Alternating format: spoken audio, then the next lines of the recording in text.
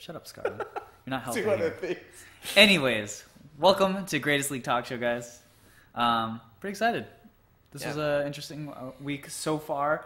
So yeah, this is the pre-show. We're going to talk about random stuff. So let's talk about the big thing in gaming right now, which is E3, which just happened this week. I was there all week and played a total of 2.5 games, 3 games. The lines were too long. Oh, well, okay, so one, E3 this year was the first time it was ever open to public. So that probably changed the dynamic of how E3 usually feels. Because, like, you know, I've been to E3 a couple times in the last year and last few years, and it's crowded, but it's not like you can't play anything, you know? This time it was crowded, and you could play stuff, but you had to wait. Like a long-ass time. Even just for me to get to places, like, there were sectioned off parts of the lines that they were like, oh, this is 60 minutes, this is 90 minutes, this is 120 minutes of waiting time. Wait, 90 minutes? God yes. Damn. Okay, hold on. I'm going to try to adjust. Do you want me to close the blinds? No, I think it has to do with the camera setting more than anything. Okay. Well, I'm going to lower the exposure. Anyways, yeah, E3 was pretty crazy for me because I was there, but I planned on going way before I got on Delta Fox. So being able to balance both of them made this week like really tiring for me in general. But I was still able to see most of the stuff I wanted to see at E3. Like, I was there with Darius for Acer, and we actually had... We were both blowing up over Dragon Ball FighterZ. Like, that's a game where I looked at and I was like, this is the future. This is like everything my childhood ever wanted and everything my current self needs. And I just want to talk about it, but Josh is currently getting some What's up, guys? expensive equipment to deal with cleaning the cam. Yo, this webcam is dirty. How does it get so dirty? What did you guys do last week? Dude, what does Mark do, man? Yeah, what is he doing with this webcam? He's doing a different kind of show. Okay, anyways. So yeah, Dragon Ball. I feel like this year in particular has been like a super good year to be a Dragon Ball Z fan. Like, the anime, apparently, Dragon Ball Super, is like supposed to be like super, super good. And then, the new fighting game, like you were saying that like some people had said that this was like the best fighting game they've ever played. So like for people who follow some of the fighting game people, like Kugi from, I think he owns Broken Tier, he's like pretty honest with his opinions. He literally just says it's the best fighting game he's ever played in his life. Has he played Melee? Yes. Just kidding. I don't need to make this about Melee. But yeah, like, so talk to me about why do you say Dragon Ball was like the best fighter? It was just like, from what I understand, that it felt very, very fluid to play. Like, there was a lot of like attention to detail. When you do supers, it looks like it's straight from the anime. For instance, like, there's no incoming in terms of like you eat a 50-50 mix-up on the incoming and then you just lose the game guessing wrong 3 times. Yeah. And there's also... whatchamacallit? I think it combines a lot of the old Guilty Gear games, like Blaze. Like, it combines like good stuff from Blaze Blue, from like Guilty Gear, and all the good things combined to make like this game. From what I understand. So like, I haven't played the game. I've seen screenshots and stuff. But I haven't really seen anyone play it. Like, is it closer to being like a true anime fighter, or is it closer to something like Street Fighter? It's very close to Guilty Gear. Like, okay. That type of fighter. Oh, okay. So it is more like it's made by anime. Arc Systems, who makes Guilty Gear and Blaze Blue, which would make sense, right? Yeah. And so, no, it looks sick. It plays really cool, and it's just like, I got nothing but good things. I'm excited for it. I'm glad Marvel has competition, because my God, the graphically it looks really bad. Just no offense, doesn't look that good. You mean Marvel? Yeah, Marvel does not look very good. The new Marvel Infinite? Yeah, it looks... When is Dragon Ball supposed to come out? They said it's 20% done. Oh. And that's why people are like, 20% done looks better than Marvel, which, by the way, they announced releasing in 3 months. Yeah, it's coming out this year. Yeah. So like October. That's why people were just like... And people got so mad, because everyone found out that there's Day 1 DLC, and the Day 1 DLC is on the disc. So it's like dumb. Just put it in the game. disc on DLC. I don't even know what that is. So like people got super pissed, and of course, I'd be pissed too. That's bullshit. Actually bullshit. Yeah, I'm not very happy about it, but that's why there's a good competitor, literally like right there, being like, "Hey, you guys are sucking. Wait a year, dude. We'll be right there." How do you make DLC that's actually in the original disc that you're? That's so lame. That's like. So me and Mark are gonna make a video about this soon. So, but like, there are so many things right now that like I can't believe that video game companies are allowed to get away with. Like DLC, like that in particular, is like something like I'm like, what the hell are you doing? Like, I get it. If you're putting additional content that you haven't made yet, and you're putting additional resources into after the game releases that you want to release later, like I get that, right? Like I think that makes sense. But like to have the DLC packaged in with the original game, like you guys have already done this. You're not putting in additional resources. It feels even worse than like the scheduling and being like, okay, well, you made this, and then we'll just plan on releasing some of this like into DLC packages later. It's like it's on the disc, so you're just like, oh, wow, so you really just want our money, and that's it. Like that's it.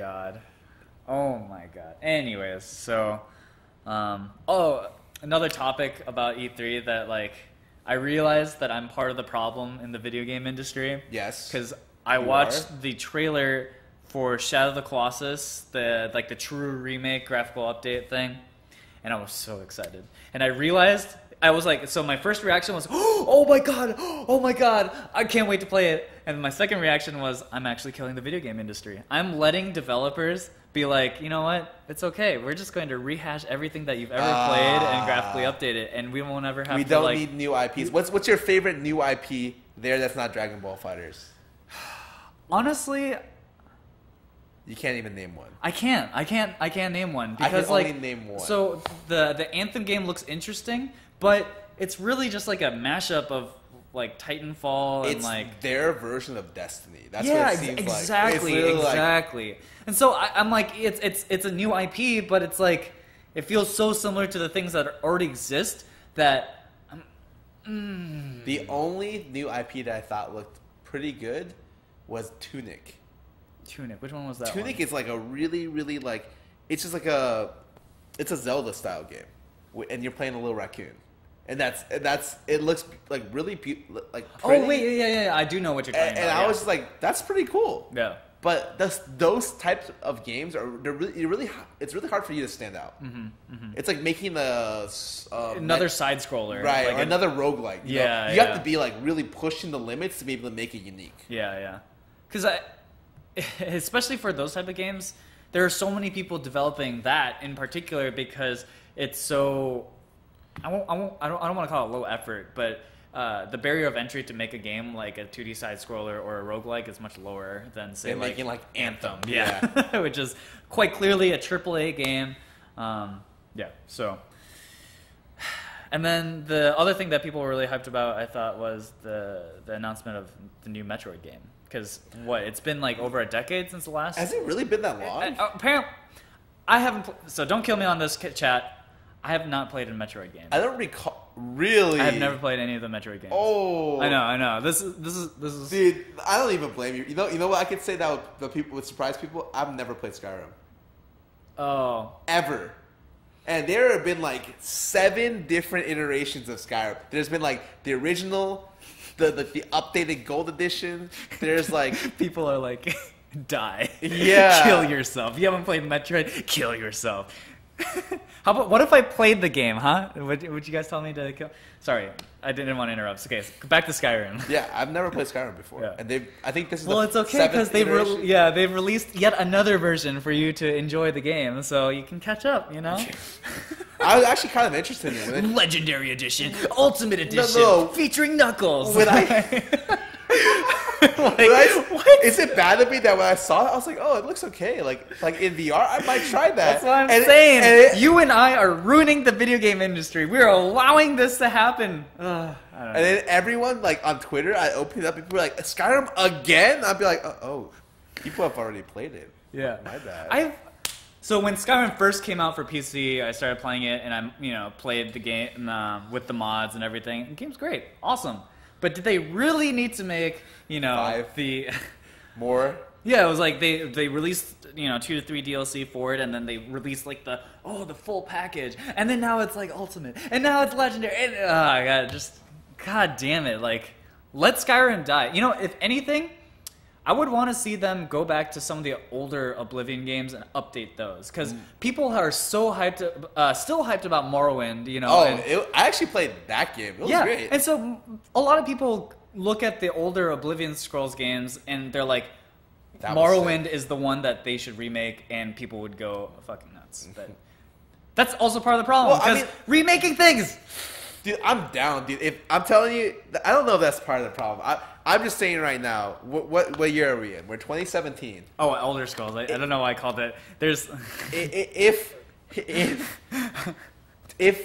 tomorrow they announce, by the way, we're remaking Legend of the Dragoon, which by the way is like a PlayStation 1 game. Yeah, no, I love that game. I would be like, who cares that it's a remake, dude? God, I know. That's the problem, though. Like, if they remade Legend of Dragoon, if they remade Xenogears, if they remade some of these old RPGs... That's why I know we live in the golden age. Yes. Is it golden age? It's more like... Yes. So, I guess to kind of play devil's advocate, I guess one of the real reasons why you would remake some of these really, really old games is because the new generation of gamers... haven't played those games, right? Exactly. So it would reintroduce people to something that they would normally not be able to play. So I understand that aspect of it. There's some games I don't want remade. Like, for instance, Spyro. I grew up with Spyro. People would get so hyped if Spyro got remade. But like Crash Bandicoot, I'm okay with that series like dying. If someone was just like, you know what, I don't really want to make a Crash Bandicoot this year, I'd be like, you know what, that's a pretty good idea. And the only thing, like, I like it when they remake it and they add new stuff. Cool stuff. That's why I've never, ever said that about the Mario universe. I think Nintendo does, like, groundbreaking stuff with their Mario games. Everything from, like, Mario Galaxy, Mario 64, and Mario... now Odyssey. Yeah, Mario Sunshine, Odyssey. They were just, like, at the forefront of being, like, the coolest platformers ever. Always. Yeah. But then, like... Nintendo plays a totally different game than, say, Sony or... Yeah, and then I look at stuff that's, like... Crash Bandicoot #6. I mean, it's cool. Is it Crash Bandicoot #6? I feel like there's only like 3 games. There's like the racing game and then the actual couple titles. That I guess the PlayStation era. Spyro would be like 7 or 8 or something. And they came out with Spyro like a couple years ago.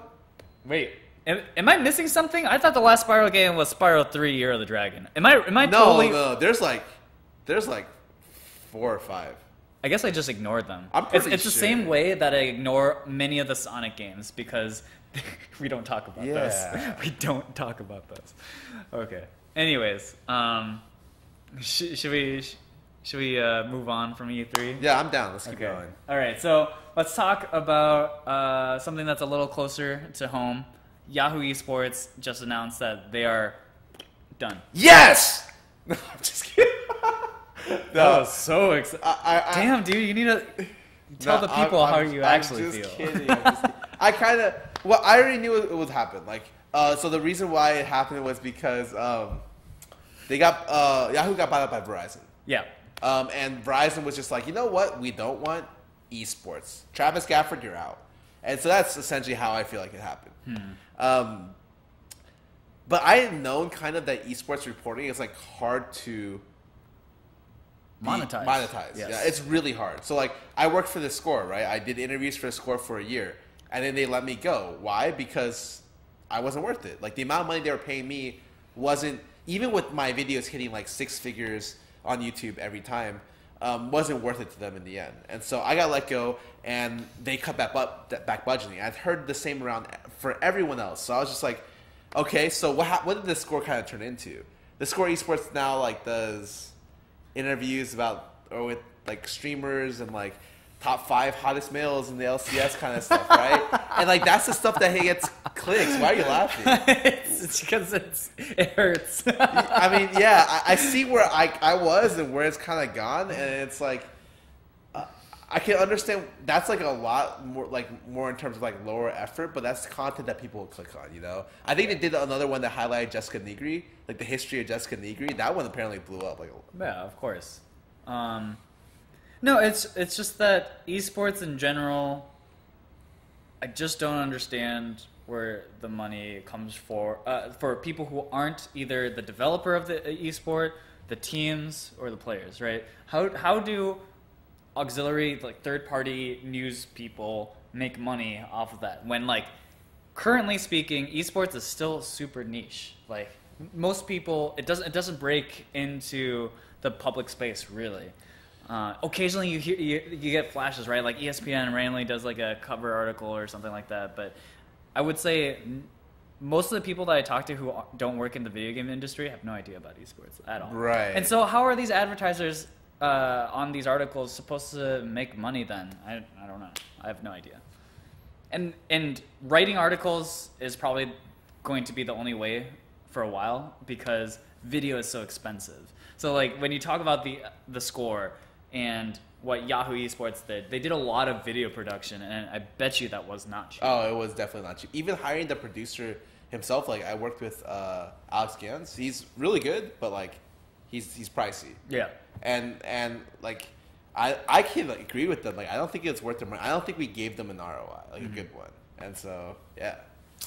So, anyways, I'm super sad that Yahoo Esports is going away. I thought some of their content was really good. I have a friend in Tafokins who does their Melee side, and I really enjoyed his videos. They were one of the only video interviewers left in terms of yes. week by week LCS coverage. After the score stopped doing stuff, ESPN has never done video coverage. They usually have like a weird thing where Fionn just tapes people on the couch answering one 20-second question. That's it. And Blitz Esports cut back on that too. They don't go to the LCS much anymore. Like videos of people. We're not gonna have any interviews left. Video interviews. Maybe I just go back out there every week and be like, "Hey, what's up, guys? I'm Scarra here from not Discord. I'm Scarra here from Twitch.tv, YouTube.com. I'm here joined by Darshan from COG. Darshan, what was that second game? Yeah, I don't know. It's sad. I'm sorry that these news outlet people are. I will say this much though, is that I feel like for the most part, most of the people who are trying to get into esports in the article space do it the wrong way. And we're gonna have like 20-minute discussion. I think this is really interesting because I think so many times ESPN, The Score, Yahoo all competed for news in esports, and I felt like that was such a bad approach. Because news is always best with someone who does it first. The first person who gets the headline wins, and everyone else gets to suck a dick. They don't get clicks, right? Because it's already been broken, right? And so it was weird to me that like all these companies kept trying to push out news articles as if like esports has enough news around it, right? Oh, okay. So my comment on that is that there's only one company that was doing news, like groundbreaking news, which was ESPN. They're the ones who always do leaks because Jacob Wolf is a fox, essentially. He somehow gets stories that no one else gets. Yeah, or like he's just willing to like write them because a lot of people would maybe get scared. Or out of respect for the team, he's just like, nah, fuck it. He's like, nah. He just goes up to them. So I hear you're doing this. Any comment? Wait, that's not released yet. Okay, that's your comment. Yeah. He publishes it. I think Yahoo focused more about like. They're the only media outlet that like Riot talked to. Remember when Riot's like releasing stuff? They're just like, "Oh, let me talk to you about our franchising." That's true. That was like kind of their edge. Plus, like the Kelsey and the Emily Rand used to write like analysis articles. Well, it was they brought on Rioters into Yahoo video content. There was clearly a relationship between the Yahoo guys and Riot, which didn't exist for anyone the other. Else. And so I think ESPN does that. Plus, like they have Fionn, their one writer. Yeah. And then Yahoo did the video stuff. They're very close relations with Riot. Mm-hmm. Plus, like they had two writers, and The Score dropped essentially everything and did like evergreen content. That's what I would say. So top fives. I thought you were gonna do something different. You're gonna say something different, like people who want to write in the scene go about the wrong way. I thought that's what you were trying to say because whenever someone asks me, Scarra, dude, how do I write, like, how do I, like, work for, like, The Score or ESPN or Yahoo? Like, where do I start? I'm just like, well, you start by writing. It's like, okay, but where do I publish my writing? Like, where does it go? What happens if no one sees it? I'm just like, well, that's normal. Yeah, like, no, that's like, welcome to content creation. Yeah. When you get started, no one cares. Exactly. Yeah. Like, because like some guy was talking to me, and he was like, so, I mean, how do I get to the front page of Reddit? Like, do I put it on my own website? Do I, like, try to go through, like, Gold 10? Do I try to go through... And I'm just like,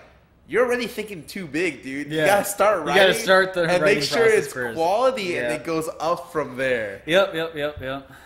Yeah. It's so funny. I feel like that happens just in general a lot with when people talk to me about, like, how do I get into Riot? How do I get into esports? How do I get into... The best question is, like, Scar, how do I become a streamer like you? And I'm just like, well, I have like 4 or 5 years of competitive experience.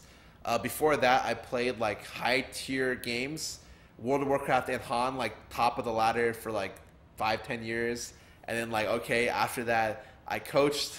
I became an analyst on a desk with good relations at a time where like I could do that before like a lot of people showed up like right at the right time. And if you do all that, you could be where I am. Yeah, you could be in my position. You could be that streamer. Yeah.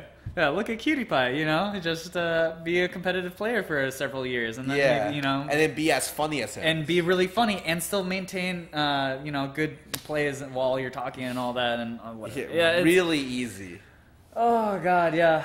You know what the thing I hate the most is when someone's like, "Do you think it'd be a good idea if I did this?" Oh. I hate that question so much, and I see it in a lot of different subreddits where someone's like, "You guys think? Would you guys click this if I did this thing? Would you guys use my website if I did this thing? Would you watch my video if I made it about this?" It's like, what the fuck, dude? Just make it. That happens all the time on Reddit where people are just like, so like I just quit my job and I'm wondering like, would you guys be interested in this one specific stats site that does everything that you guys want, that I know you guys want, but I just want to ask?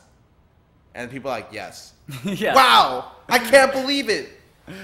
Yeah, it's look, when you make your content, if it's good, it'll get seen. Yes. That's just how it works. And currently, the video game space, the esports space for League of Legends and all that stuff, it is not so big that you, like, not all good content will go to the top. Because good content will go to the top because there's just not enough of it. So, now, anyways. if you don't think you're good enough to make good content, that's a different discussion. Like, okay, I live and breathe in, like, the League, like, content creation aspect. League of Legends content is super saturated in specific types of content. Yes. If you want to be a highlight clip montage, a YouTube channel.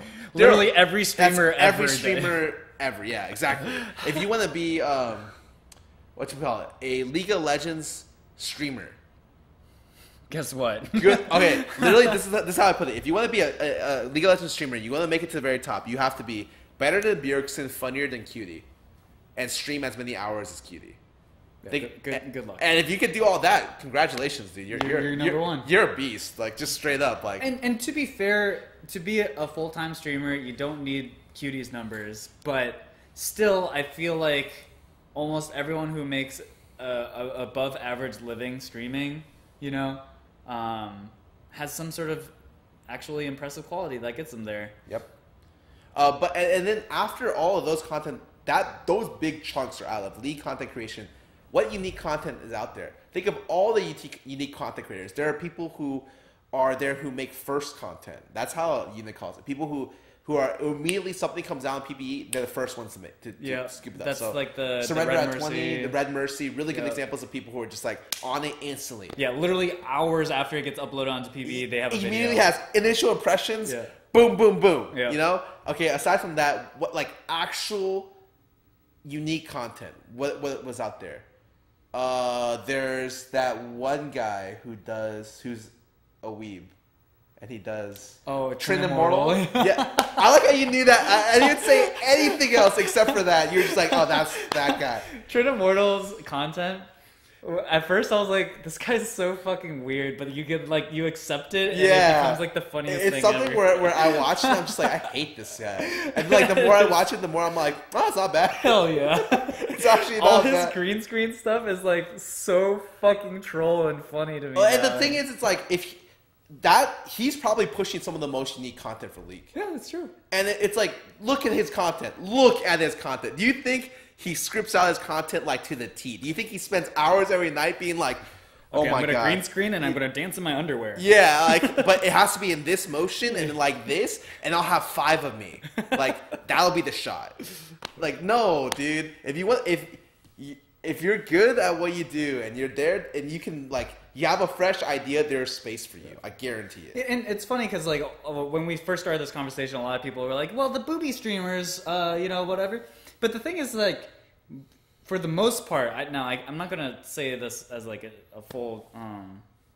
It's not comprehensive, but I would say that most of those people, if they were just to work a regular career, will eventually make more money than they do now. And no, I have a different approach to this because people have talked to me about like just girl streamers in general. If you're a girl streamer, for the most part, you'll get initial viewership faster, but retaining viewership is harder than let's say like me, for instance. Yeah. So like up until a certain level, which I think I've called it like the 500 viewer level. Mm-hmm. When you get up until a certain level, you can get and maintain that viewership, and maybe you can live off of it as well. Yeah. But to get higher than 500 viewers a stream on average, being a girl gamer, literally list them out. Actually list them out. There's 4 in League of Legends. Pokey. And then like and then like maybe like Little Chipmunk maybe does like 700 average. There's maybe Lux Bunny who does like 600, and that's like it. Casey Tron. But so Casey Tron's an interesting one because like her thing is so unique. Oh, Becca's a good one. Becca, yeah. And then like seriously, like if I'm having trouble listing people, especially when you start getting to the 1,000 mark. Yeah. How many are there actually? Oh yeah, actually, I went from the top down. When you go from like who's at the 500 and up, it's way harder. We're talking only League of Legends streamers. There's really not that many. Like so, yeah, you can get initial viewership, and maybe you're the type of person who like won't be able to hit the 500 cap normally, and then you're like really bitter because you're just like, man, they get free viewers and I don't get anyone, right? Yeah. But it's like nothing in life is like super fair, right? They have their. I'm serious. Like life is just unfair. Like that's like a benefit that they have, but again, viewer retention is super hard. Whereas like I think growth for other streamers is just a lot easier. Yeah, and it's funny you talk to some of the top. How long?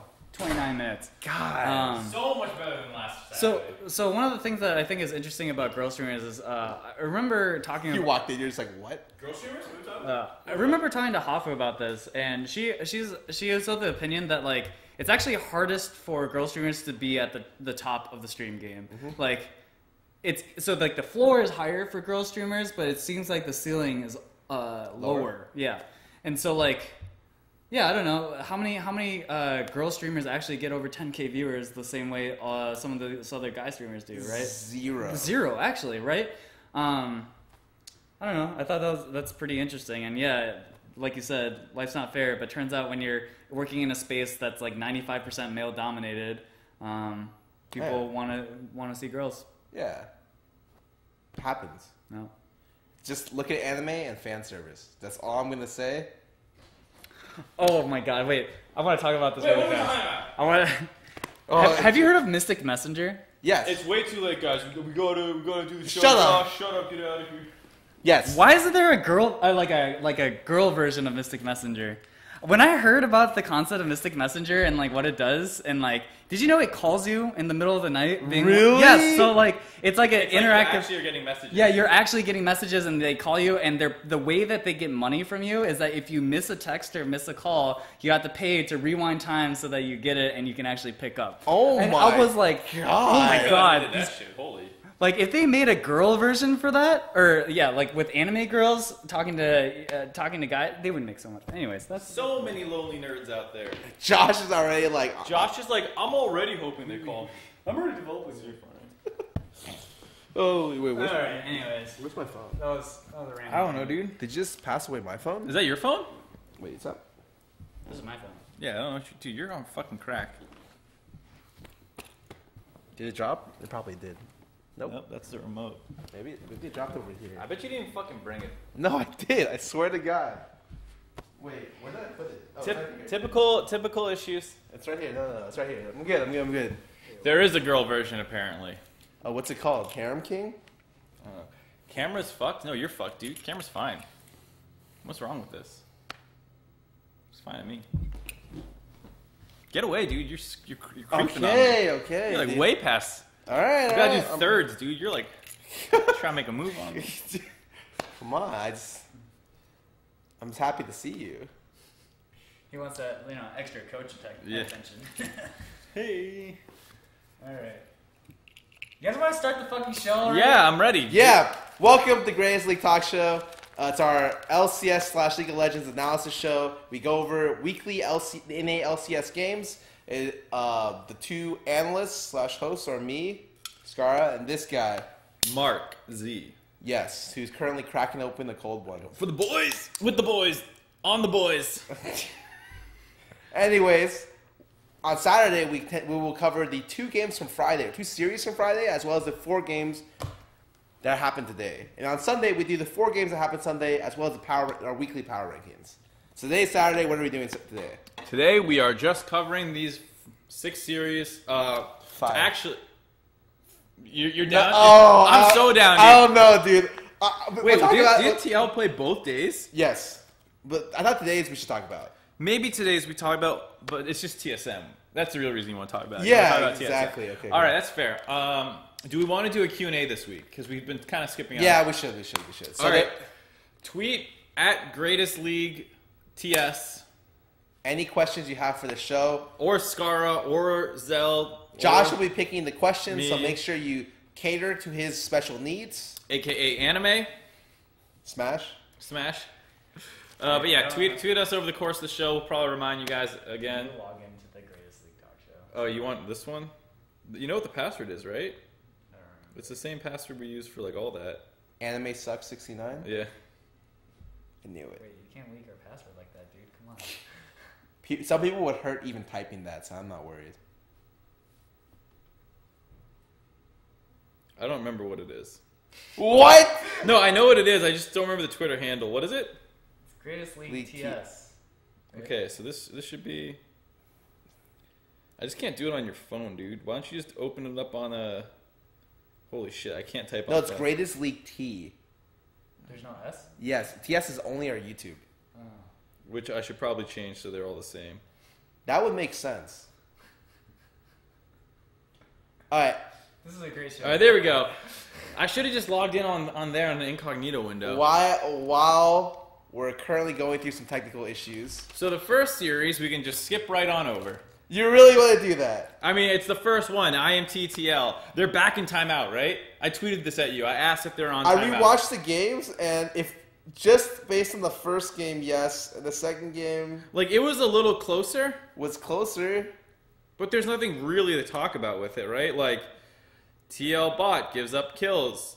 They trade 1-for-1 top in a gank because they don't play it very Yeah, well. I mean, I could do one thing on. Yeah, it's just they don't know how to use Fiora to split push. All right, cool. Yeah, like TL, like game 2, they should have won. They were really far ahead, and then they just give up a Baron for no reason.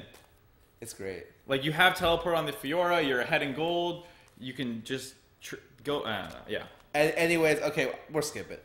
All right, next Wait. topic. So for people might not know why we're skipping series. So at the very beginning of the season, we kind of saw Team Liquid's games and we were just like, wow, they suck.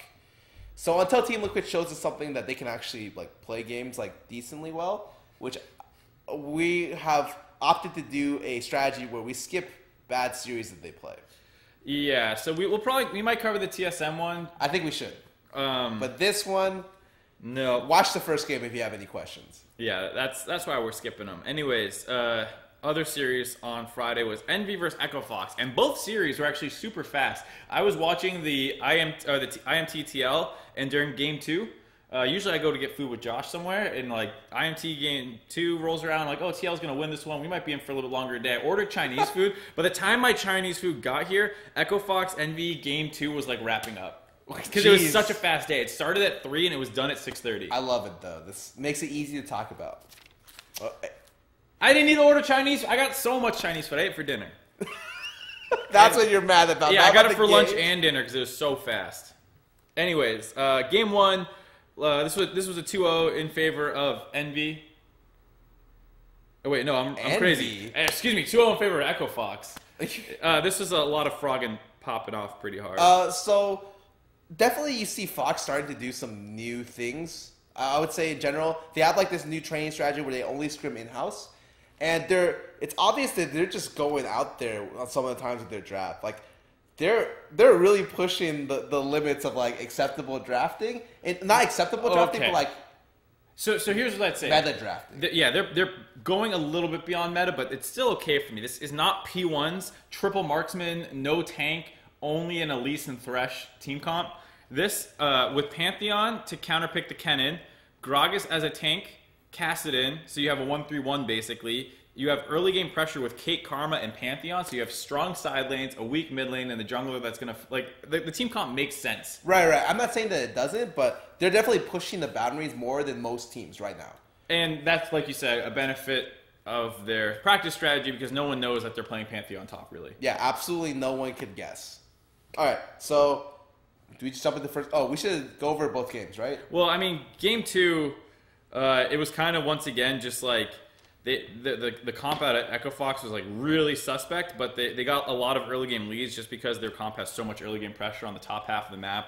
And I think this is a game where ᵐᵉᵐ hasn't been showing up quite as much as we're used to for the last 2 series. The first game, he might have been okay. Like, he started like 4-0-1, or 4-1. Oh, yeah, he was getting a lot of kills. Exactly. He was getting a lot of pressure on the map, but definitely he's been kind of falling off. A lot of the people we talked about last split have not been doing too well this split.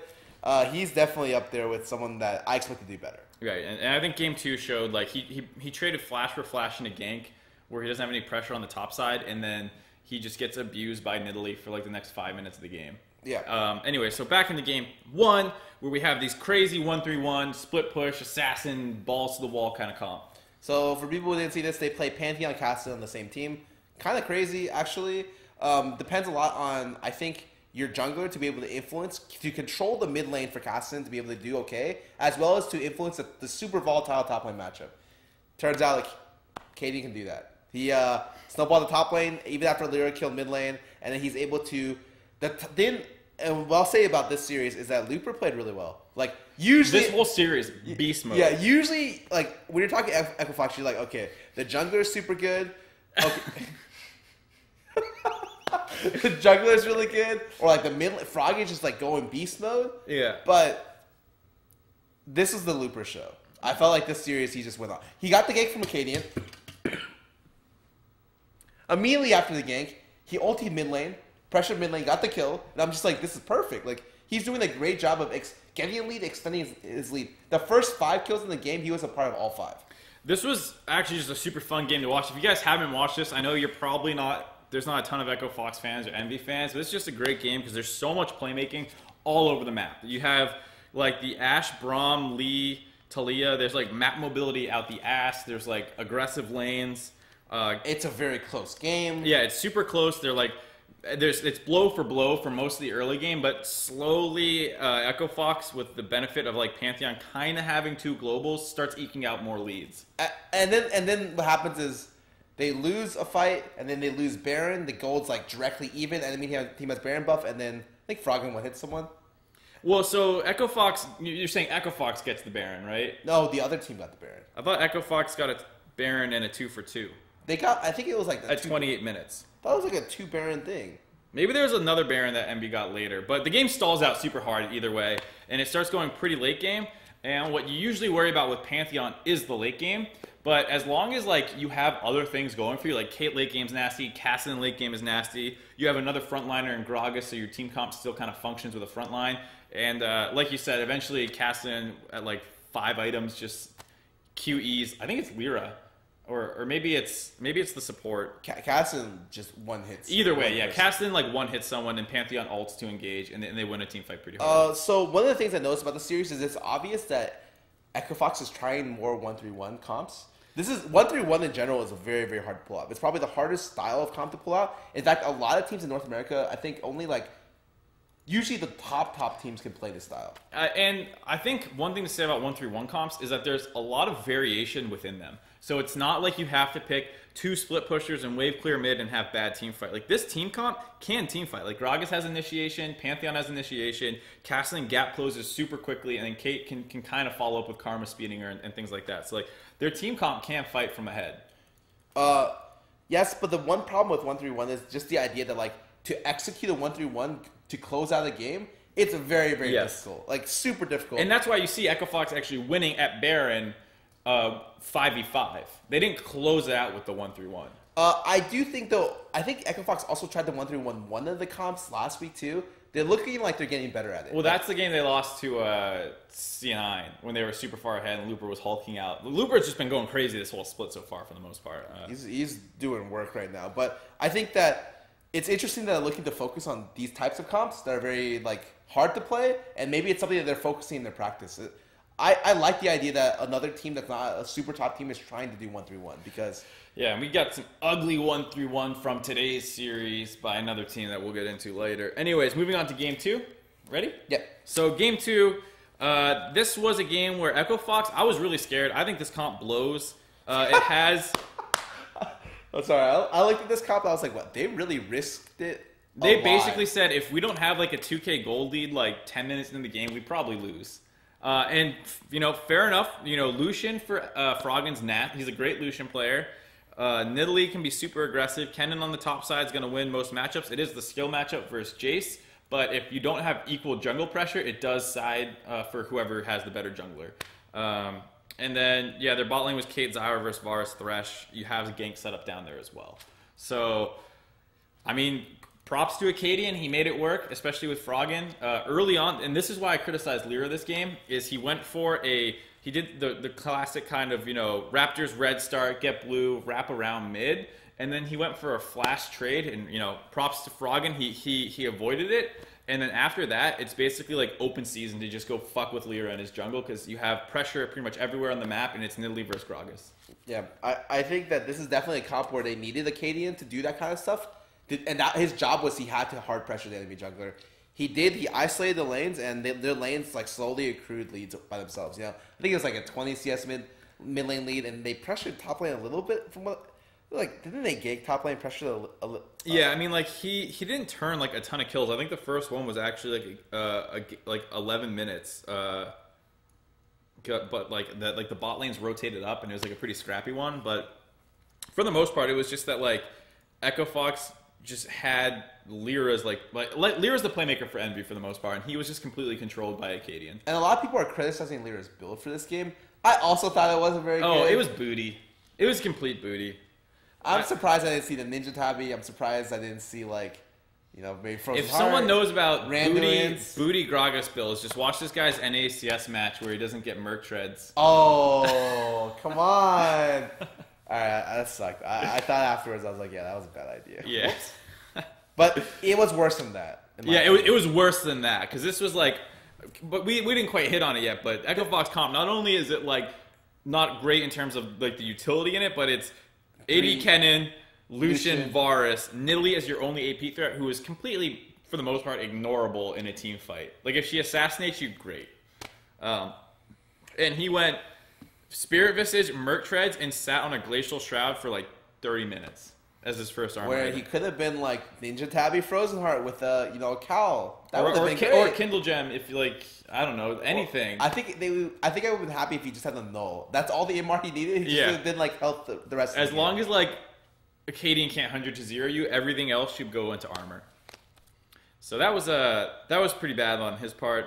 For the most part, like Envy, it was like this kind of like tightrope that I sometimes say, where like Echo Fox wasn't stomping the game hard enough to feel like that they were 100% safe, but Envy never quite hit the break points they needed to punish the comp, especially with how Lyra was building.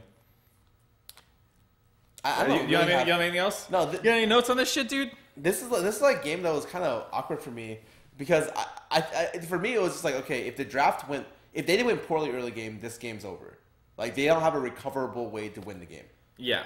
But it went well for them. They were able to snowball their lead, and then they just ended up winning. Like they took it so late though. Like to the point where you're just like they can lose at any moment, and with Lucian you can lose literally at any moment against Victor. Against Victor, and so you saw that today. Oh God, we'll get into that one. Yeah. Anyways, the way Echo Fox really cements their lead is they have like this play where like they bait Baron, Envy forces them off, and they think Echo Fox goes to heal, but they never actually ward Baron after forcing them off. So Echo Fox just goes back to Baron and gets a free Baron, and then they still stall out a little bit, but they're building a gold lead, and like ᵐᵉ throws. Envy is like mostly stalled out, and he has Death Dance Jace versus Kennen. And, like, rather than just, like, using the sustain to hold on to the side lane and, like, wait till they keep getting more items, he just takes a 1v1 and dies. Remember that? It was pretty bad. I mean, for that type of comp, he couldn't do that. And he was behind the whole game. Because you know as well that, like, at some point, Victor, the enemy team can't build enough defensive items to beat Victor. Yeah. Victor is, like... And you have a real front line with Gragas, so, like... If Gragas is in front and, like, you know, Victor's behind him and he ults anyone in, they're just dead. Because everyone on this team is squishy. You get instant 4v5s with Gragas Victor later in the game. So, yeah, ᵐᵉ messed up there. And I actually saw in the post-game threads, people were like, oh, ᵐᵉ's been having, like, a really good split. Look at his laning stats. He's one of the top laners. Look at what he's playing against. He's played against tanks and, like, Galio before this series almost every single game. And he always gets counterpicked. Did ᵐᵉ play any tanks this split? He's played Shen like once or twice. He usually is always the type of guy who never plays the tanks. Like he'll play Shen. That's the tank he plays because it's like a global map play thing. But for the most part, they have left Galio up. It was like 8 games in a row they played against Galio top, and he played Kennen, he'd play Rumble, he'd play like all these carry matchups that just always win. So it's one of those things where like, yeah, his stats are good, but he's getting... Like, he's taking draft resources to be able to do it. You're giving up one of the OPs in the meta in Galio and counterpicking. And, like, for the most part, he wasn't, like, shitting on kids. I still think he's doing relatively well. He's fine. Don't get me wrong. But I would... so is also his team is playing really well. His team... Like, Apollo's hulking out. Lyra's still pretty good. Pyrion is a huge upgrade over... Huge upgrade over Ninja. And ᵐᵉ is, like, not throwing games quite like we saw last split. But he's also, like I said, taking up a ton of resources in the draft. So, like... He's okay, but when you look at how Darshan's playing, how Flame is playing, how Looper's playing, how Sumday's playing, like there's so many people playing better than ᵐᵉ right now. We're gonna talk about Someday when we get to it. We're gonna talk about Someday. Woo. All right. Anyways, that's gonna conclude Friday's games. Unless you have something else to say. No, let's run them through. Echo Fox, risky series in terms of their comps, but they pulled them off. I don't mind them experimenting too much. It's like, what, week 3? It's week 3. Yeah, I think for them, it's good for them to be able to try out a wide variety of things as long as they learn effectively from them. I think that if they want to do the 1-3-1, that's good to practice, you know? I honestly think they're more likely to master 1-3-1ing and putting a lot of resources in Froggen's hands to go make plays than they are to like perfect Baron baiting and or controlling like, you know, out and team fighting some of the top teams. Yeah, I think they're much more likely to find success with the 1-3-1. Looper's playing. Yeah. If Looper and Froggen are playing great, like 1-3-1's perfect for you. Okay, so we'll move on to the third series we're going to cover, getting into today's games. It's going to be... Is TLTSM up first? I think I told them to do TLT. TLTSM is up first. This will be pretty quick. All right. First game. TL can't win. They have the envy problem from last split. The worst thing about this is, like, I'm pretty certain that if you play against Team Liquid, they should not get a off in any way, shape, or form. Oh, it's like the one champion Reignover will go off on. The only one. It's the one where I'm just like, there's no way he goes off this game. Oh my God. He's like 8-1 when the game ends. I'm like... He was 8-0 until they finally, like, he died and they lost the game. Ugh. Anyways, it's... alright. Level 1, Biofrost just plays this like an idiot. So Rakan Xayah have a really strong level 1 with their W trading. You put W on both of them, it's just like this insane steroid when it's on both of them, and it's hard to deal with level 1. They attack the Bard, they chunk them out, and they get a summoner advantage. They get 3 summoners for 2. And then while it's still level 1, Biofrost W's at Ashe. Ashe flashes away, and he doesn't insta-flash out. And he just eats a Bard Q and Ashe damage and dies with his flash. I was so surprised, because afterwards I was like, oh, he must have blown flash before. And I saw he still had it, I was like, wait, that happened? It's just like, is Piglet gonna flash this? And like, Piglet's pretty good. As much as we still kind of ram on Piglet for not winning, but the thing individually he's good. He had at least another auto attack to flash. Like, it wasn't like he had 1 second to make the decision. He had 2 seconds. Yeah, well, he gets hit by the bar Q and doesn't, like, it was quick. Don't get me wrong, it was pretty quick. But you should go into that play knowing that if he flashes, I flash, and you're still good with that trade because you have you have Grog. Oh wait, this is game 2. Oh, was that the level thing? We skipped a game. Oh shit, yeah, my bad. Go back to game 1. Okay. I'm an idiot. Ah! I was gonna say I remember that happening, but I didn't realize it was the second game. Yeah, all right. You take game 1 start then, because I'm an idiot. Game 1 is exactly what I said before. The TLDR is essentially Olaf just goes God mode. In every single kill, Olaf is part of it. He starts by going top to kill top lane, and then he kills top lane again. He goes mid to kill mid lane.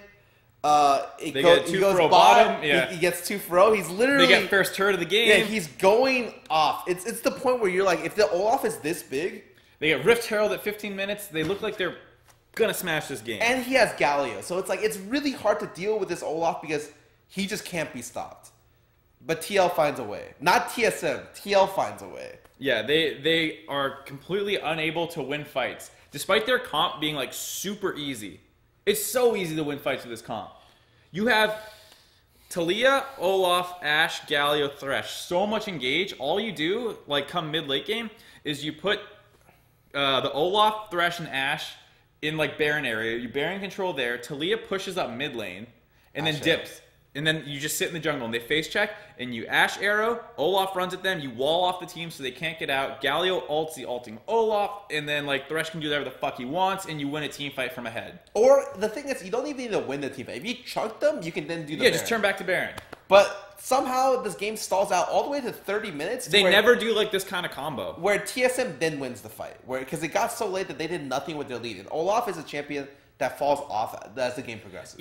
But like with this comp, even late game, he's reasonable from ahead. Yeah, because with Galio, like he's not falling off to the 40-minute mark. Yeah, he is perfectly relevant in this game, and for the most part, you see him still doing work in these kind of bad fights that they're picking. He's like single-handedly killing like both the carry picks in the same fight. Yeah, and then like finally the carries get strong enough to where like he can't do that, and they lose. Yeah, and eventually, the TSM wins a team fight. And this is TL's problem, is that, like, we said this last week and in previous weeks, like, no matter what lead they have, even in that series that they won, they were losing team fights up, like, 6K with Baron. Pushing an inhib or something. It's like they don't understand, like, it's not just teamwork problems, everyone's just on the wrong page. Well, like I said, like, I just explained how conceptually this team should team fight with their picks. They don't know that. They don't seem to know that. No, the thing is... Taliyah was, like... top side, pushing top lane so many times. I was like, just ignore top lane. I think half of them know that. And the other half is like, I don't know what is going on. Like, usually what happens in a situation is like, some people know and some people don't.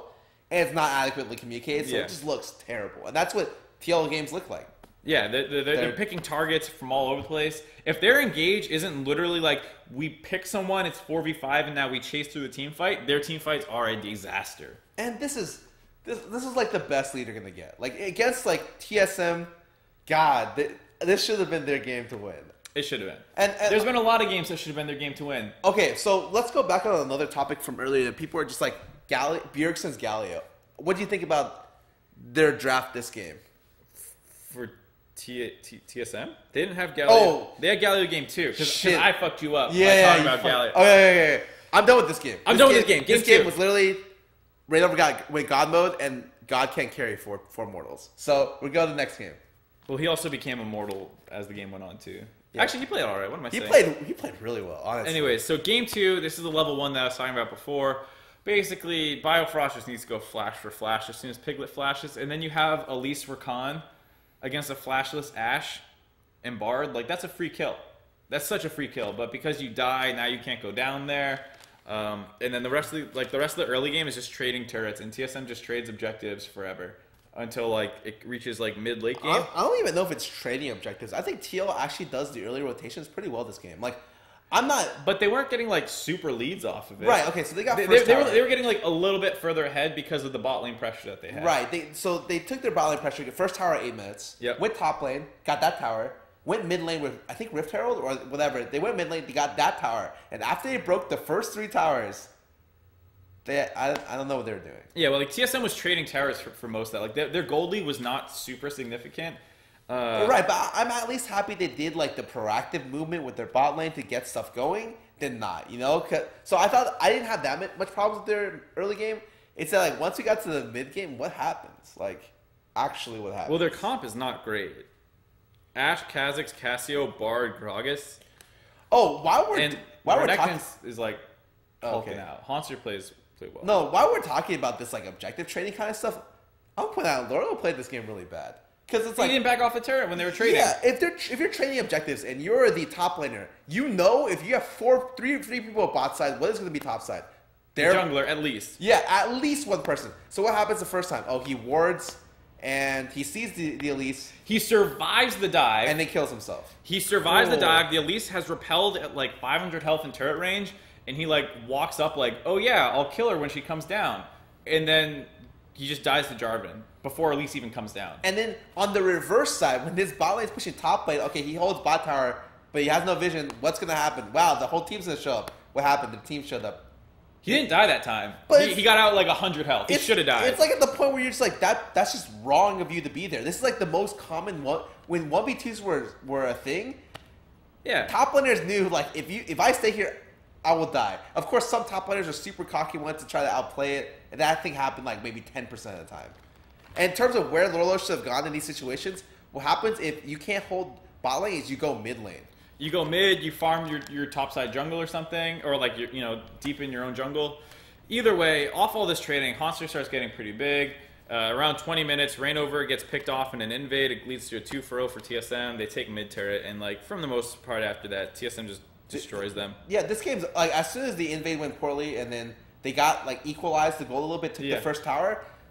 Haunter on Jarvan EQs into Piglet, gets Galio ulti, Piglet dies instantly. Yeah, it's just literally like you can't kill this. You have a mobile backline with a Jarvan Galio. And like the way that the other team has to win has to be like they get like perfect Bard initiation to the point where like it can't be turned around by Galio Jarvan. It was like a really hard way for TL's comp to be able to recover. Yeah. So TSM's comp smashes theirs because their comp's better, and then they didn't fall behind too far early game because I thought they traded well. I don't know why you're saying. I think they traded fine. I agree that TL moved their bot lane around well, but ᵐᵉᵐᵉ gave them more than they needed to get. Absolutely. I thought their idea of how to get their early game lead was correct. It's just that they executed it badly. A lot of it was because their bot lane, or their top lane. Yep. All right, so we are good with TL for a little while now, right? Yes, but I want to ask you, right before we end off, what do you think about the idea that like Bjergsen shouldn't be playing Galio? I don't know. Do you want to win every series? Probably shouldn't put him on Galio. It's probably one of the lowest percentage chances to win mids for him. I feel like if they wanted to put Galio top a lot of games and run Kate Karma with Control Mage and then Sven on, Lee, Elise, Ivern, Gragas, whatever, like that team comp probably smashes everyone but like a handful of teams in NA. I completely agree with you. I know a lot of people are just like, he should play Galio, and then I've seen some people who say the comps they play Galio in suck. And I've seen every Galio comp they've ever run, they're all good. Except for one that I thought was like kind of iffy. Yeah. For the most part, their Galio comps are great. Like, you look at this comp, you're just like, oh, Galio is awesome. And well, they pick it at the perfect time, too. Like, Cassio, Ashe with no peel. And he has the Jarvan Rakan. Oh, that's so nice. Yeah, you have perfect engage. You will always get onto their backline. You will always fuck them up. Maybe they flash it once. Okay, back out, do it again 2 minutes later. They are so fucked if this game is even. And they were even or ahead. But, just like you said, Bjergsen should be on a bigger playmaking threat. Like, a champion that he can, like, actually flex on the other mid laner and move the pressure that he has from winning mid lane onto side lanes. Like, Galio does not win lane. Yeah. He throws the thing. He goes even. You can't beat Galio, but he has a hard time beating you without, like, his jungler camping for him. Yeah, and, like, the way you, like, win lane is, like, you push him and he misses, like, CS because he backed. That's, like, High skill gameplay. Yeah. Best in the West. Bjergsen on. Like Bjergsen got like a 5 CS lead. Wow, he's smashing them on Galio. Like that's not what your main player needs to do. If someone on their team, which it's likely that like maybe someone on your team is underperforming, Bjergsen is usually there to be like the stopgap to make sure everything's good. That said, I don't think you should necessarily not play Galio mid. I think it's a strong pick. I think it's a great pick, and if your team can play with it, perfect. But not this team. I still think they should play it. I don't think they shouldn't be playing Galio mid right now. Do you think there's any chance where TSM is not like a threat in playoffs? Does what they do week 3 matter at all? No. They will 100% be top 4 teams at the end of the year. Yeah. I think it's okay with them playing Galio. I just think the high priority on Galio mid is kind of turning me off. I'm not super happy with them playing. If they're still playing game. this in like, if they play Galio mid at this level, assuming the meta doesn't change, I don't want to see it in playoffs. If this is like the highest they're ever going to play Galio mid, don't play it in playoffs. But like for right now, week 3, I don't care. Yeah. Anyways, get us out of TLTSM, please. Get me All right. on with my life. All right. You just hate Team Liquid, dude. I thought you were the coach. What? That's like 2 years ago. You still got the connections, man. Yeah, that's true. We're going to the best series of the day, Immortal C9. Are we going to that? I mean, every other series turns out to be a 3-game series that's pretty fucking messy. So from here on, they're all like around the same quality. Maybe most entertaining? I thought this series was... I would agree with Not that. I didn't hate this one the way I was like, P1 dig, please get me out of here. All right, so this is a victory for Immortals, surprisingly. A 2-1 in their favor. So they... What happened? They lose the first game, right? To C9, who have like a 1-3-1 comp. They take a skill matchup versus Jensen. Still favored for Immortals. They kind of counterpick the LeBlanc Castagne, but it's still a matchup that is assassin versus assassin. And yeah, they played it way better on C9. They smashed this game. Game 2 and Game 3 are pretty scrappy relatively. But for the most part, Smithy's playing really well. Cody's playing well. The whole team's playing pretty well. And they just kind of outplay C9 for the most part. They have some cheesy stuff in there too with like a Tristana. I think Smithy killed it this series, actually. Yeah, me too. Like, we'll get onto it probably... In Game 2 and especially Game 3. Yeah, we'll talk about it, but Smithy for me was just like, wow, dude. What he does for this team, we'll talk about it later. So, all right, Game so 1. What do you think about Blitz? Teams are just picking up Blitz left and right, man. CLG, Who the Immortals. fuck cares about Blitz when you see that mid-jungle 2v2? But you're right, but I'm just curious about the pick itself in general.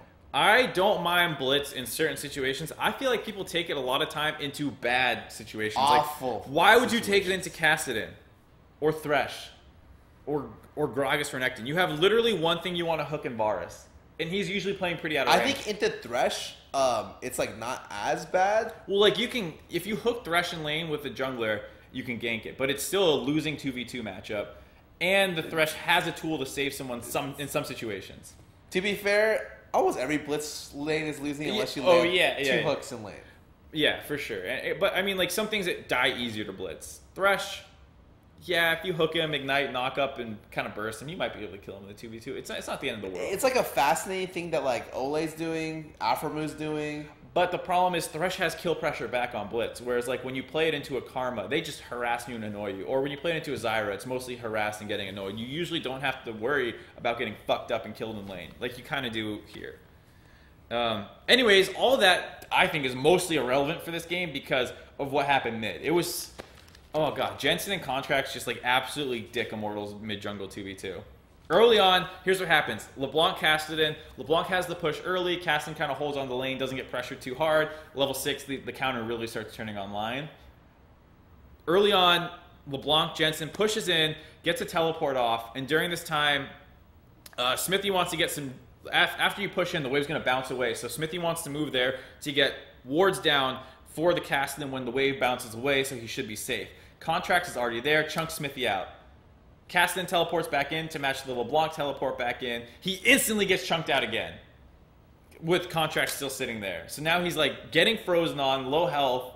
He falls like 20 CS behind. The teleport comes up later as a fight breaks out on the top side, so Jensen can teleport, but Pobelter can't. and he gets a double kill in the top lane. And like at this point, he's completely out of control. The Castan has been shut down, and the LeBlanc snowballing. But what about the Blitzcrank? The Blitzcrank gets killed in lane to a fucking Thresh gank. It doesn't matter. You're right. Immortals get first blood by having, Smithy go down, but it doesn't matter. It really was just like the Jensen show, to be honest. Like, Contract set him up, and then Jensen just TP'd really, really, really, really well. Yeah. Top line TP secures double kill. Bot line TP secures another double kill, right? Yeah. He literally starts this game like 5-0. Yeah, I think he's like 6-0 at some point. It's insane. He's so far ahead. And he look at Poe Belter, he's like 0-0. Literally hasn't touched like any lane outside the mid lane. Yeah. Completely controlled. And then the one thing I'll say that's sad on the side of C9, LeBlanc, Elise, Xayah, Kled, Blitz, what did they do to like end the game? Kind of ARAM mid and bait Baron. They don't leave the LeBlanc down on the bot side of the map with teleport to 1v1 anyone who comes down there. Maybe have the Kled join in. They don't, maybe double TP to Baron when the enemy team tries to react to it. Just see that in general. When have you ever seen them 1-3-1 successfully? But that's my problem, dude. No, do some... Like, we talk about TSM. Like, do you like their Galio mid? No, not really. But they can play it. But they do it. They're trying it. Why is C9 5-man baiting Baron with this comp? Because, you can win the game that way. I agree. It's not a bad play. But they've never been a team that's like, oh, wow, we're so good at 1-3-1. So learn it. Don't yell at me. Yeah. I'm yelling at existence, into the ethers. To be fair, there was a comp where they used to run where they did do 1-3-1. With Echo. With Echo, right? Yeah. Echo was like the premier. If you pick this comp, they were 1-3-1-ing. LeBlanc is like another version of Echo. I'm surprised they didn't just default back to how they did it. With how far the LeBlanc is ahead, no one can match him in the side lane. And then you have so much you have so many tools. You can Kled ult behind the turret and like zone the guy away while the cast then pushes. And if they try and force the other side, you have double TP to get back there. I think from their perspective, they're just like, look, we have Blitz, Kled, LeBlanc. We Elise. can probably just you can pick. For this. You can literally just 5-man it, and we'll just get the pick regardless. So I don't super blame them for that. It's not the wrong play, but it's like, please, Jesus, learn how to play a different style. Because like their games, C9 games from ahead pretty much always turn into like ARAMs. This is another ARAM, for the most part. At least, to be fair, what they've done this split is they've put out more pressure toward the side lanes early before ARAMing mid lane. That's true. Contracts has learned you can go other places than mid. Yes, for the first 10 minutes. Yeah. And then that's when Jensen puts his leash back on. He's like, get back over here. So speaking of which, let's move on to game 2 now. Because after Immortals get smashed with this style, they choose to stop putting Poe Belter in skill-based... Or like, they stop, going for like assassin versus assassin. He's on control mage duty. Yeah, I mean, just in general, every time you play Castan, you need to make sure your jungler can always set you up for success. And LeBlanc Elise is one of the strongest mid-jungle 2v2s you can get early on. And that's all there is. If you mess up there, Castan never goes off. Yep, and that's what happened. So game 2 draft, do you have anything interesting to say about this? Other than the Tristana for Immortals? I think Triss is fine. I have no problem with I thought it was like, okay, Tristana has like strong level 2 power spikes and stuff. I don't necessarily super like this fascination with everyone picking Lucian mid. I struggle to... I do not think it's as good as people think. But all the results have shown me that it's better than I expect. So I guess maybe... I don't know what to think. Like, my initial thoughts... It's worse than I think, but better than I expect. Yeah, my initial thoughts are that it's not that good. Okay. But every time I see it play, they win. Well, it's minus this game. Minus this game. But, like, for the most part, Lucian mids almost always go off. I mean, he went the fuck off. Like, Jensen tried his hardest. Even this whole series, Jensen was always going nuts. We talked about how crazy his game 1 was. Game 2 and game 3 were as crazy. He was like 6-1 at some point, right? Yeah, he was like really 6-1. He just, I don't know, it's a Lucian mid. It can like skirmish really well, but if you're in a 5v5, it's a little bit hard to go off. And also, did Jarvan lose a game today? I think Jarvan top lane is slowly becoming like a really, really powerful. It's so strong with like the build path too.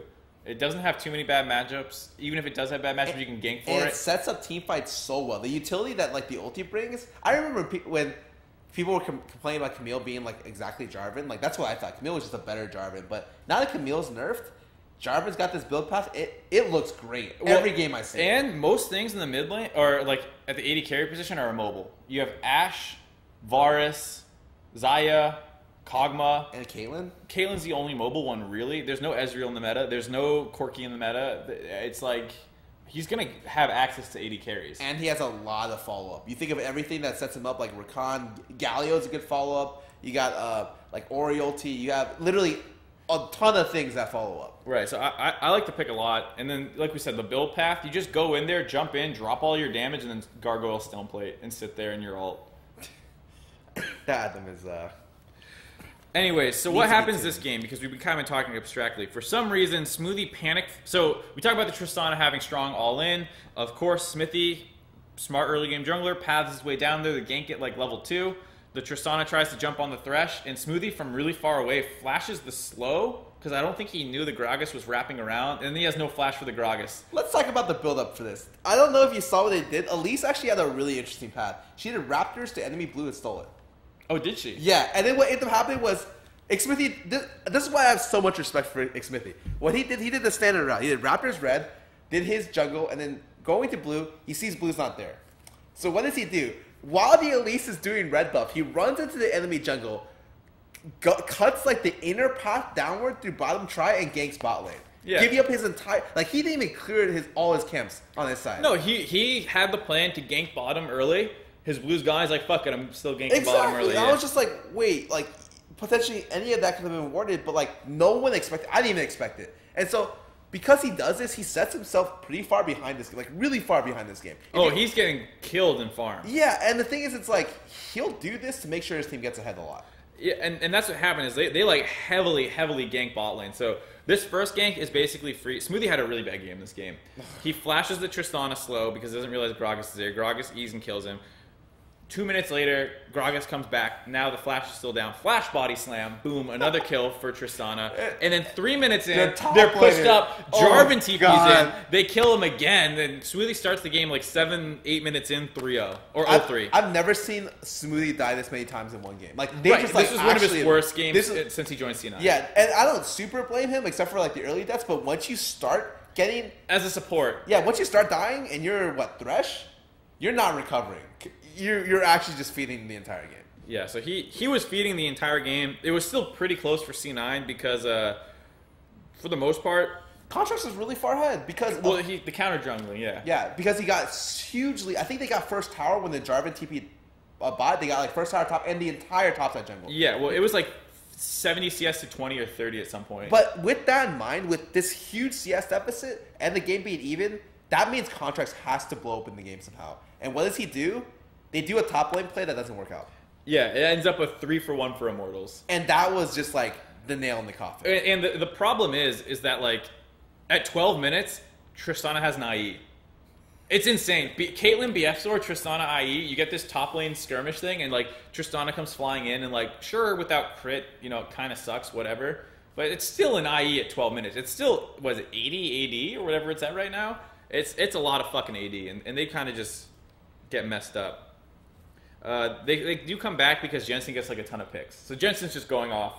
Yeah. While everything's falling apart around him for the most part. Oh, and it happens again, like you said, all 3 games. Jensen's always like that rock, essentially. You always know. Man, the third game was like 10-0 or something. 10-0 Ori or something. Yeah, this guy is playing super well. I think the game blows up eventually when Flame just gets a great flank. Like a super good... That combined with a horrible Rumble ult. It was so bad, I thought he was on the Orianna's team. I didn't see that specifically. Talk me through it. So basically, like, Ole on Morgana is, like, off on the side trying to find, like, people to snipe with a binding. He doesn't realize Jensen's there. Jensen E's at him, you know, cutlasses him or borks him, gets him slow. They're killing the Morgana. And then, like, as Sneaky chases forward, he gets, ulted by Orianna and drops really low. And that's when, like, the Rumble equalizer's coming in just to try and snipe out the Morgana, who's, like, dead anyways. And then they lose that fight where it's Tristana and, like you said, ᵐᵉ getting that excellent angle. They like 2v4 by the end of the fight. Yeah. And because Rumble has no ultimate because he just ulted a Morgana who was going to die anyways. They had no ultimate that fight, basically. That's why even the flank was super good by Flame. He gave it's a 3-man trap. Yep. But then Trish just starts face taking the Rumble. And he played it a little crazy. That wouldn't be with ulti that probably would have turned differently.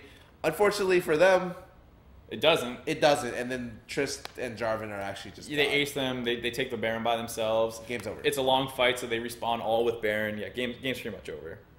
It's still not super clean for Immortals afterwards. Jensen finds more pickoffs and stuff, but everyone's so far behind with like a Tristana who's like out of control. It's pretty much over.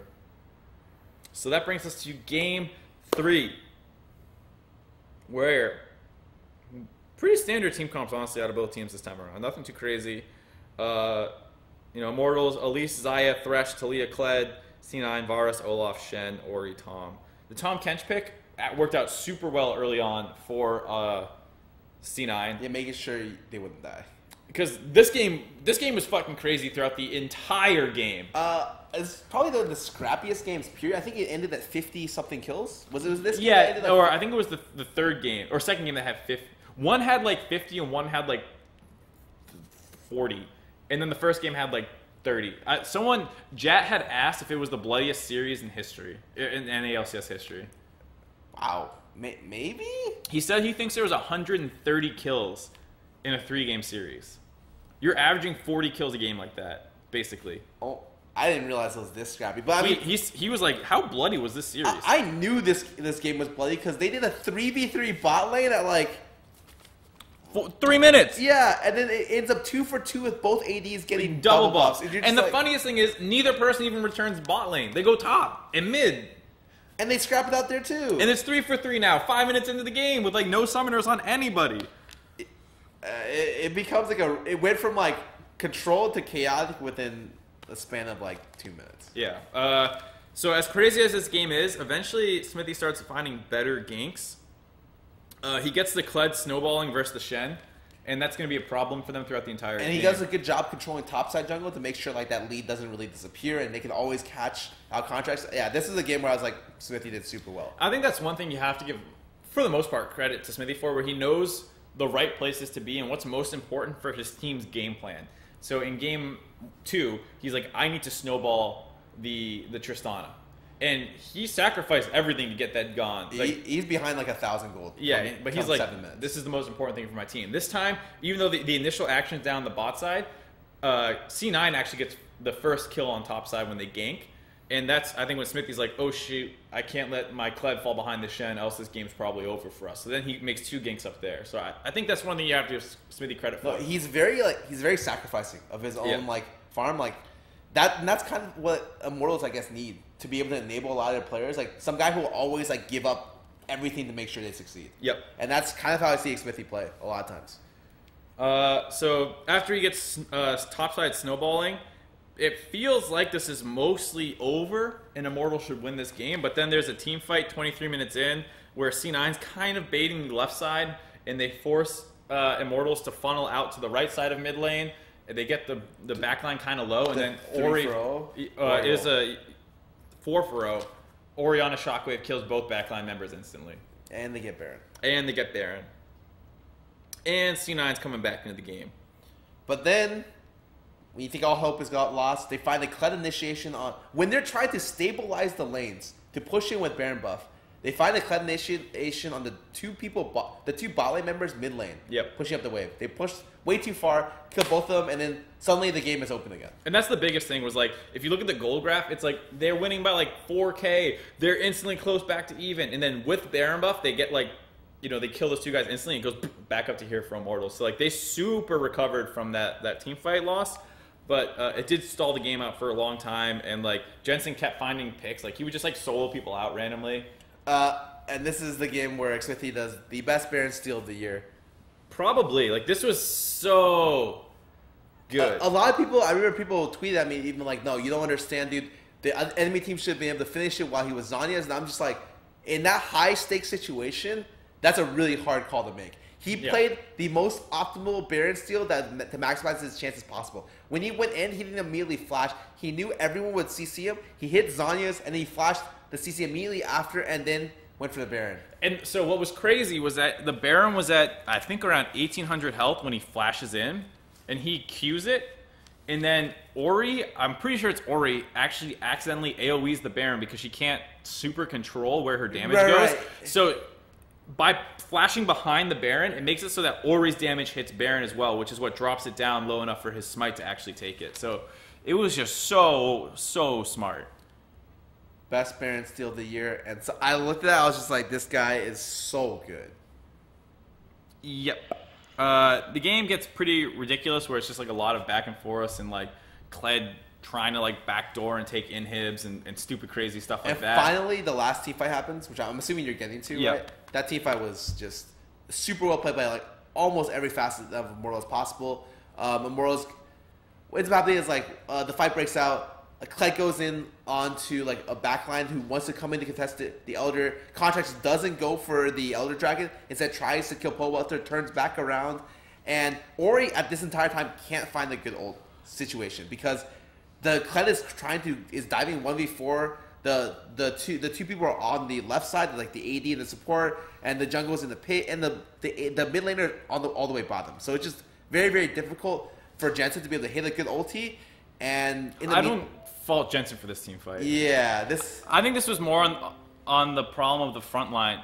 That port's messed up. I blame the front line for the most part, just because like Contracts instead of tunneled. Yeah, he could have ran at the dragon and forced it so that if Immortals wants to keep him off dragon, they all have to kind of like wrap around him, which exposes them to C9. But because he chases down like this, the other two can just stay in the pit and be like, oh, this is free, and no one else has to commit.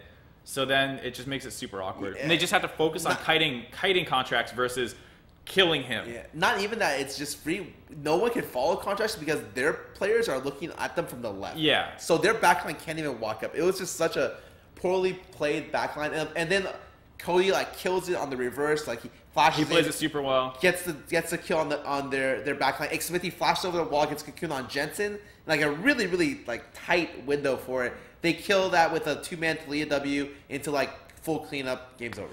Game is over. Immortals upsets. I think we'd still call it just by having better record. Absolutely. C9. And it's not in the way where you're like, oh, that was a cheap win. Like C9 just played bad. It was like, no, Immortals played pretty well. Yeah, I think early game for the most part, Smithy always is in the right spot for the most part, and then C9 still kind of a weak early game if it's not coming through Jensen. And Jensen plays great every game, but sometimes team too heavy. Yeah. Okay. It brings us finally on to our second to last series of the day. Were all of these best of threes? Fly versus CLG. Yeah, everything was best of 3 end of the day. We're going to talk about this? The last two series. Oh god, this series had like 50 minutes of too much League of Legends. Yes, I don't think there's too much to talk about, but I mean, first game, alright, this is a 2-1 win by CLG. Should have been 2-0. It should have been 2-0. And it shouldn't have even been like, it should have been some of the fastest 2-0s you've ever seen. I thought this stream was going to end like an hour and a half before the other one. Yeah, because if you're looking at the games, they are accruing some of the largest early game leads of any team in the league. And it's all off the back of Darshan and Dardoch just like hulking out hardcore. It's that counter gank on the top side in game 1 was like the brutalest counter gank I've ever seen. It wasn't even counter gank, just like they killed it before they could even counter the gank. Like Renekton eased in and insta-dies, and you're just like, oh my god. That crocodile just got run over by a fat, like, Gragas. Wasn't man. the jungler, like, in the river on the way? Yeah, it's like, nah, I'm good. Moon's, like, coming up, and he's like, all right, we're going to open up onto this Jace. Renekton ease in, straight into a body slam, hammer form, QE, and you're just like, oh, gross. But this is a game where it's just like, I mean, do you want to talk about the draft? I don't think there's anything super crazy in the draft-wise, except for the CLG has a fascination with Blitz, which... But we know that. Yes. It's understood at this point. They'll pick it almost anytime they can. Blind doesn't we really don't matter. We don't really understand the conditions for when they won't pick it at this point. Now you just assume they're going to pick it. Yeah. So I just put that Dardoch enables his team 3 ganks that converts to 3 kills. They fought 4 to 5-man high mid lane at 10 minutes over the wall. Oh, that was so gross. That was like, oh god. If you're the mid laner, that's like flashback to M5 versus Dig. Exactly. Just... Like you know that like, oh, they just shit on us. They're just controlling the game way better. Yeah. They have full control of bot side jungle. They have a 5K. They're up. Seriously, up 5K at 13 minutes. This game is over. And for some reason, No, this game. Oh wait, it still stalls out. It stalls out. Yeah, I forgot this game stalled out too. This is something where I literally thought this game was over like a long time ago, but it stalls really. They're 4-1-ing really, really well, and all of a sudden they just like force a little bit too hard. Like Darshan they get the 8-hit tower, and rather than like letting them keep splitting, they like send 5 people down there or something. It's just like. That's something they did consistently in Game 1 and Game 2 is like, all right, our split push got us something. Let's group up and finish off the push. And then every time they group up to finish off the push, someone steps too far forward because they assume they already won the series. Yep, and this is a situation where Darshan's 70 CS up, like 1-2 levels up at the top laner. He cannot fight Darshan. They need at least 2. They could have just kept splitting. This game was free. Yeah, at some point you're going to force a man advantage. But even though you're ahead, you're still in a 5v5 situation. Anyways, this game stalls out. CLG wins. The more important one to talk about is Game 2 because it's much the same story. Oh, God. Where, like, this time around, he dies early on. But it doesn't matter. Dardoch still crushing the top side with Darshan. It's not quite as smooth. Their first gank attempt was pretty funny where, like, Dardoch body slams the Jarvan who throws his flag out. Oh. And then he's like, okay, coming out of my stun, he's going to Q to it. So I'm going to ult to knock him back in. But they change CCM because Darshan with Renekton stuns him as well, so he just ults nothing. And the worst case scenario is like he could just ulti immediately after the slam. The other person can't react at melee range, and it automatically pushes them back. And maybe at that point they're worried that the EQ will be like maybe to River, but I don't think there's any way Jarvan gets away from that if the ulti's good. It was still pretty funny because it's not like he was wrong. Yeah, it just looked really. He was going for like a flashy play that just. Like wasn't it just looked so dumb with the Renekton stun coming in. They get the top lane kill after coming back, and he does a great ulti. They do the same thing, but does it correctly this time. It stuffs the EQ instantly. They get the kill, get the tower, but the next couple of minutes is FlyQuest actually playing really well. Bot side they had full control. Mid lane after getting the kill, mid lane got control. Bot lane had pretty good control, and they got 2 Cloud Drakes in a row. For like it's like 7 minutes. It's all right. I'll give you that. It's not bad. Yeah, they have a decent early game. They work around like their mid lane winning, their bot lane being even. They can get dragons, and then CLG aced them at 16 minutes. Yeah, they CLG FlyQuest. They give FlyQuest the CLG treatment where they somehow get aced. It was a fight around Wraith Camp, kind of over nothing. Everyone TP's in. It's pretty scrappy. I think like 3 people die for CLG, maybe 2. And then Darshan TP's in, and it's just big fucking crocodile in the middle of a team fight. He kills. He gets a triple kill. Would have gotten the quadra. I think someone stole it from him. And at this point, he's 9. He's not 9. He's like 5-0. He's 5-0. He's unbeatable in the split. 100%. This guy it's just game over. And CLG is once again snowballing out of control. Darshan ends up 9-0 at some point. They have a 10K gold lead. They have inhibitors down. I literally start writing my notes for like the next game and like the other series. And I'm watching this game. I'm like, oh, they lost Baron. You know what? That doesn't even matter. Afro starts getting picked off. You're like, whatever. Yeah, they lose Baron. Dude, it's not even a big deal. 6-8 solos Elder Dragon. That's funny. Of course CLG is going to win this game. They group up 5-man top. Elder Dragon versus Baron buff. Once again, for some reason, 5-manning, and then they all die. Yep. Ori hits great shockwave. They mess up their initiation. Oh, this is starting to go bad. Because now what happens is they no longer have any map advantage because all the inhibitors are back up. The gold lead has been shrinking, and CLG's team comp is way better late game. And FlyQuest, right? Oh yes, excuse me. FlyQuest team comp is way better late game, and you're at late game. You're against Ori, Kate. Now late game, and Renekton can't push his lead because the gold got equalized too quickly, and they just start losing every fight possible. Yeah, they just lose everything. Eventually, I think it's almost an ace. FlyQuest get another Baron, and then they just end the game kind of out of nowhere. Yeah, and the entire time you're just like, well, CLG sucked. Yeah, CLG threw an 11K gold lead. It was a monstrous gold lead early, which they accrued because they played well too. It was. That's the thing is both early games they played super smart, super well, get huge advantages, and then just like start grouping up too much. And this I remember I comment a lot about like teams that try 1-3-1 a lot. CLG I think is actually the team that typically understands 1-3-1 the best of most of the teams in NA. Probably. And this is a series where like they showed they did not. Well, they would get inhibitors. Yeah, they got inhibitors with the 1-3-1, and then when they respawn, they would 5-man them instead of like 1-3-1ing again. And they get ace. Yeah, and then they kept getting ace. So it was very baffling. And then you go into game 3, and it's actually just a close game now. because this is the first early game where FlyQuest wins the early game. I mean, like, it starts out a little scrappy. There's some trade kills. But then there's 7 minutes. They kind of do a classic Dardoch team kind of play where, like, they just fight over nothing way too hard and don't want to back off because they think they can turn the kills, and ends up a 3-0 for FlyQuest. This is at the Raptor on red side. I didn't write this stuff down because I was on the way here. Oh, okay. Yeah, so, like, I'm remembering it as we talk. Basically, FlyQuest win the early game because Dardoch and company overfight around mid lane. Oh, yeah, and this was a disgusting lead. A lead where I was talking with Josh at the time, and I was like, oh, this game's over. And then COG does, like, this insane team fight where they, I think, go 4-0.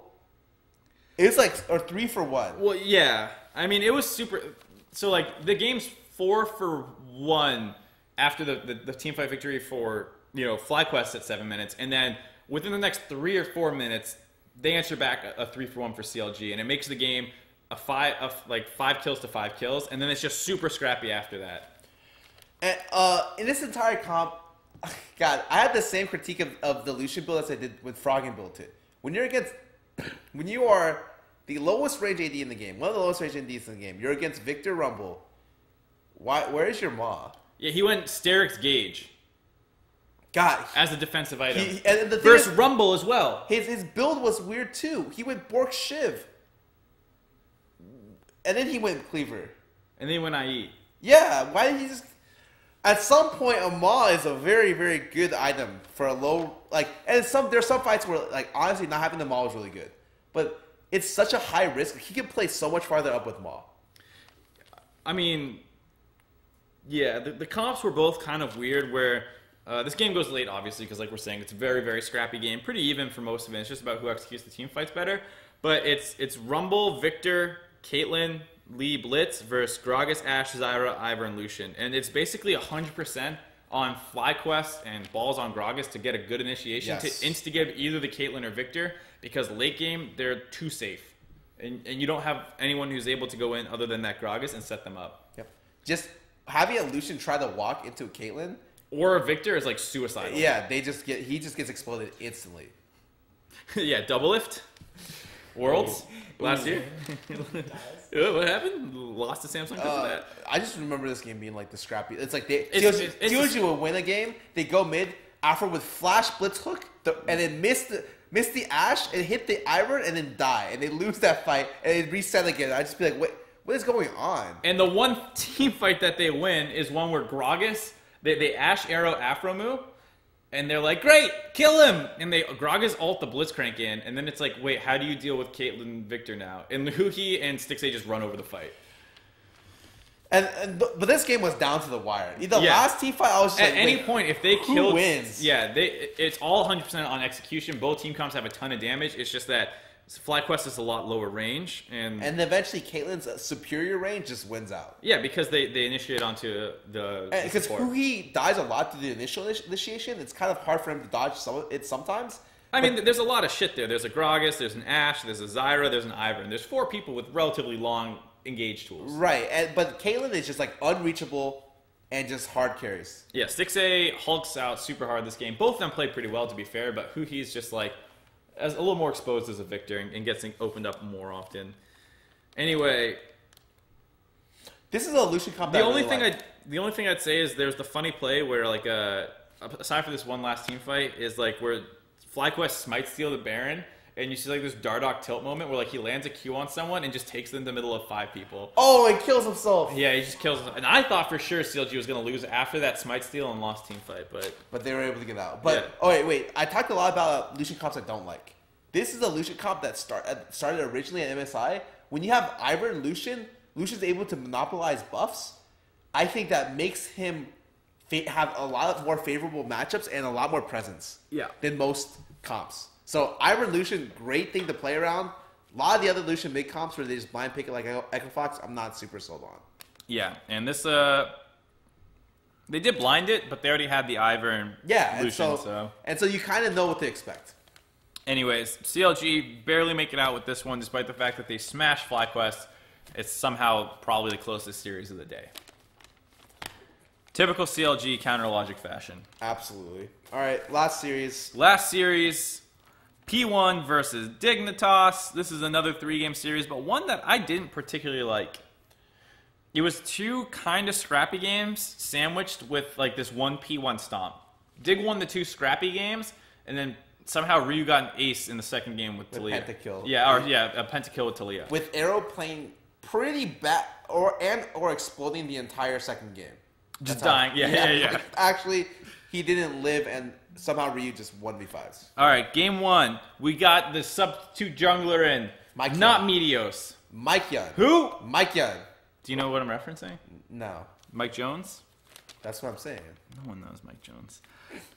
Good start for Mike Young. I actually think the entire series he played okay.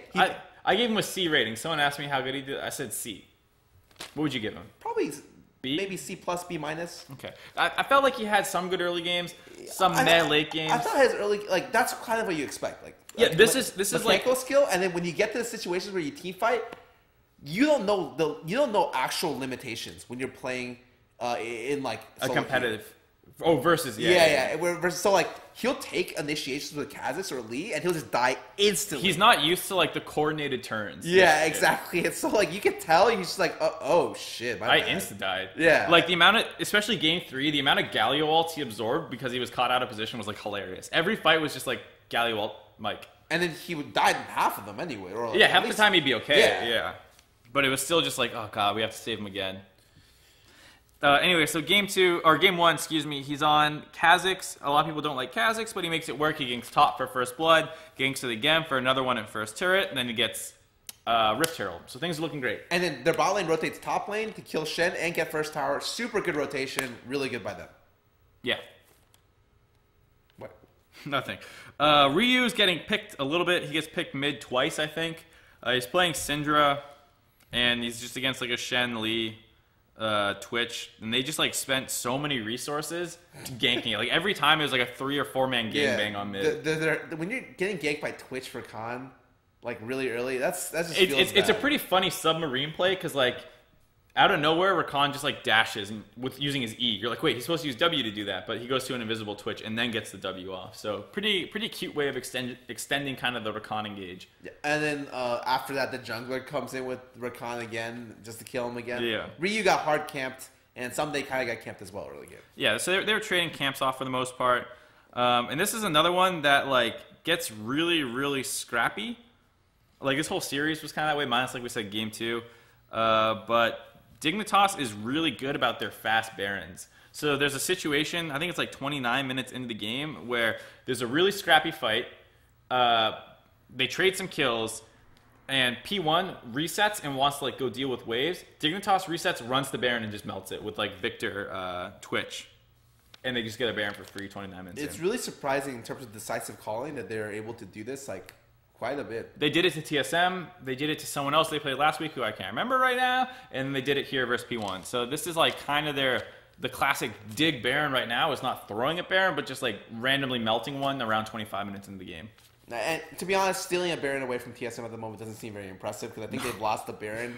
They have like a 50% Baron control rate, which sounds okay, but then you look at the ones they lose, and it's like winning games where they have complete control. Or winning games where there's no ward on Baron and it's just gone. Yeah.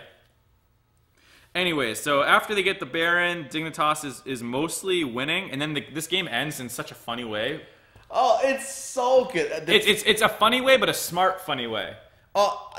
I think when we're talking about people using split pushers correctly, Dignitas uses Someday on Shen correctly. Someday on Shen is just really good. Someday is no joke. He's such a meat shield on Shen.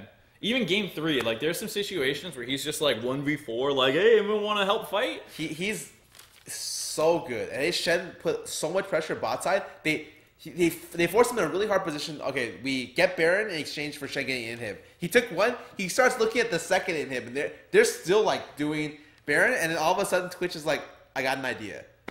Yeah, so while the enemy team is kind of trying to do Baron to force Shen to come to them, Twitch just loops down to the bot lane, joins Shen, and they just end the game. And the enemy team is like, wait, what the fuck? Twitch out of nowhere in the base. Pretty cute usage of it. Yeah, okay. This is Twitch.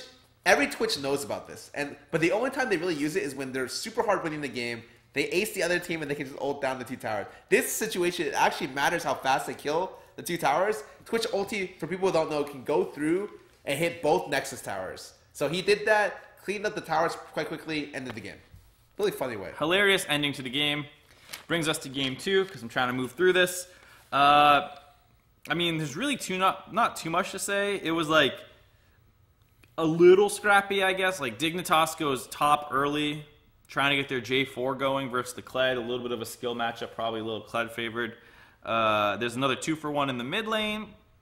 Then there's a 3-0 for P1 in the mid lane. And then there's a 5-0 for P1. And then there's a 5-0 for P1 at like 20 minutes in. And all of these, like half of these fights are starting out. Would you say Arrow's positioning badly at the start of the fight? I don't think he's not like playing that well, to be honest. This game, I thought he played good the third game. I thought the second game was pretty meh. Yeah, I thought when you're looking at the starts of this fight, the other team, Arrow's dead 2 seconds. That's it. But unfortunately, Ryu got a pentakill, and he's literally just able to win the fight with him being most of the damage. There's a lot of mages who like they get double pen early with the Leandries and the Morellos way before anyone has serious MR in the game, and they just murder people. And that happened again this game because you are against the Galio mid. Obviously, it wants to take MR, but you're like just so far ahead of the power curve, it doesn't matter. This is very. I think this is one of the first pentakill this season. It might be. There was one that was robbed, I think. Yeah, but this is a game where the way Ryu got the pentakill, watch his play during that fight. He actually plays it so well. He plays this game super, super well in general. He has like a good wall later to like get some turrets and stuff, but his third game is abysmal. I hated his Talia in the third game. I have to.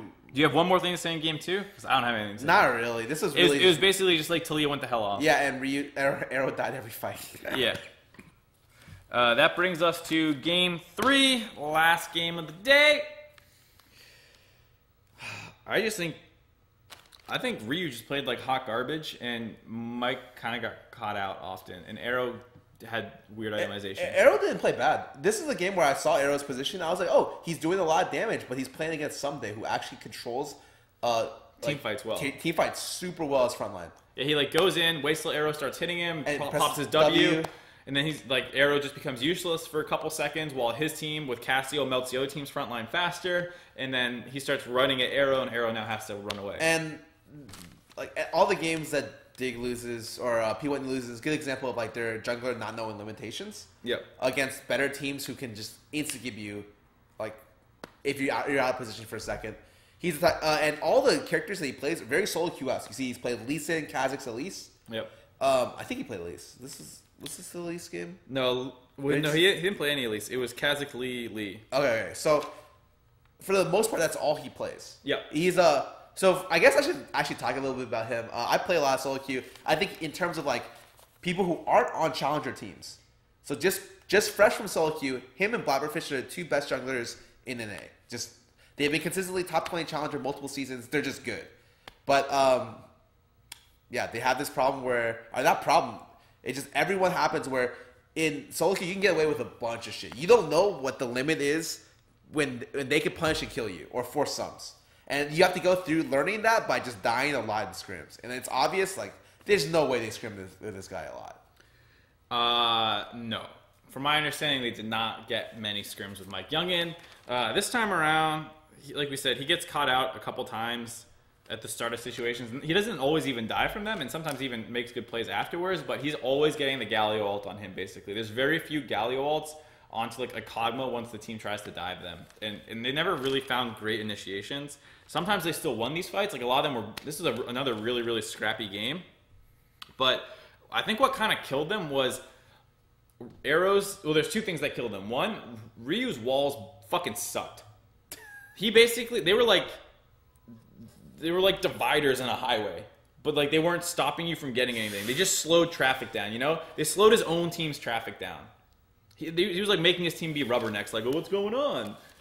Like, he never walled them away from an objective. He never split a fight. He never like forced anything properly with his walls. My biggest problem was just like the style that the comp is supposed to run on is something that like Mike Young didn't know how to play, or like didn't, because the way that, what happens when you're playing with Ka, Galio, Talia. You're going to get Dove. Yeah. And then you kite backwards, and Talia controls the space in between with your front line. Well, the other thing, too, is I like the comp a lot because it doesn't necessarily need to play that way. When you have Lee, Galio, Talia, like Braum, if Lee wants to find an angle on Cassio Varus and kick somebody in, you can do that. Right, but the angle is either found at the very beginning of the team fight, but that's the hardest thing to find. Yeah. Or like in the middle after the engage has already happened. So if they want to follow up their engage, they have to walk in for your better angle. And the dive on Dignitas is not great. So like if you survive the initial like Shen Kha'Zix jumping on your face, the Lee can get good angles. The Lee will, 100%. Yeah. But because a lot of them are the first situation, like you said, where he tries to go in and just gets like Varus ulted and killed or something. Yeah, it's something where you're like, oh god, he just dies instantly. And despite this fact, Arrow's in the back line just kind of like wailing away while people focus down Mike Lee. Yeah, but the problem is he's wailing away against Someday, which actually plays almost all these fights great. Super good. And Arrow got to, I think it was around 25 minutes, he has Bork Ginsus, which is decent, but then he doesn't complete his third item until like 35 minutes. It takes him forever because he goes Xell and then QSS. And I think the QSS was a mistake. He was rarely getting focused down early in team fights. The only thing you're really going to QSS is like a flat, like maybe the Charm. He was worried about Charm and Flash Shen. Yeah, but the problem with Charm is that you get Flash knockup. So even if you get like you QSS that, you have to QSS Flash. I don't think it's too bad. I just think that I cut his DPS too much. He needs to race. So what happens is he races Cassio, both trying to melt down front line. And Cassio just won them. Because Ryu wasn't playing well and he was Kog'Maw. And I think it sucks that he can't afford to buy... Like, that game I just don't think he can afford to buy like QSS. So you would rather he go something like Wits and just... Just get your third damage item. You need your third damage item. Delaying it that much, 1,300 gold for QSS when... A lot of the fights you weren't focused down early is like you can't afford to do it, and it's not like to be fair. The reason why he couldn't get focused down early is because Mike Young took a lot. Yeah, Mike Young was like, "Hey guys, look at me."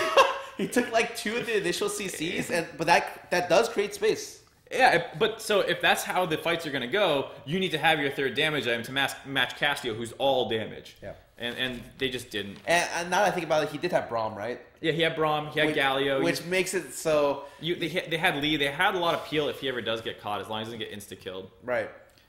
It's hard to fault Arrow for this, because he mechanically was playing well. And in the game, you look at what the other team has, and you're like, I don't want to get Flash Varus ulted. I don't want to get Shen taunted. And so, like, you want the QSS, but you can't go it there. Yeah.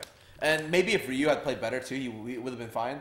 So like, but I feel like this is kind of nitpicky. Like, he should have gotten the third damage item. But that's just because his team sucked. Yeah, like, his team did not play that well. No. So it's still pretty scrappy, but eventually Dig finds like a good opening, and they get a Baron off the back of like Someday being a complete man mode because like Shrimp dies on Kha'Zix. P1 goes to Baron, has to turn off. There's a scrappy fight. Shrimp respawns, runs to where Someday is, and finally like kills Ryu after Keen had a good ult onto Arrow. No, I mean, just the way I see almost all the Someday Shen games, he's frontlining super, super, super well. Yep. Creating space, really good W usage, and good split pushing. He's easily like the best Shen in A. He's the best top laner in A. Yeah, probably. Yeah, he is. I think he is. I think it was pretty close between him and Hanser last split, and Hanser's not having a good split. So none of the MVP winners or candidates are having good splits. Almost no one who was highly regarded last split is doing well, other than like mids. I'd say mid is the only thing where like all the mid laners that we thought were good, Froggen, Jensen, Bjergsen, all playing great. Yep. AD is a little bit more questionable, but still pretty understood. Anyways, that's it for these games today. Nothing too surprising, except for the C9. The C9. That was something where I was like, I wasn't willing to give Immortals the benefit of the doubt, saying that they were that good. I agree. I think that was kind of an eye opener because week 1. Pole Belter even said in the interview, he's like, things kind of fell into place. I don't think we're this good, that we should be beating TSM. And then week 2, they looked kind of like they came back down to earth. And really, like, this week, I just thought that I really realized how much Xmithy gives up for his team. Like, sometimes. It's like the point where it's like some games, Xmithy's going to feed his ass off.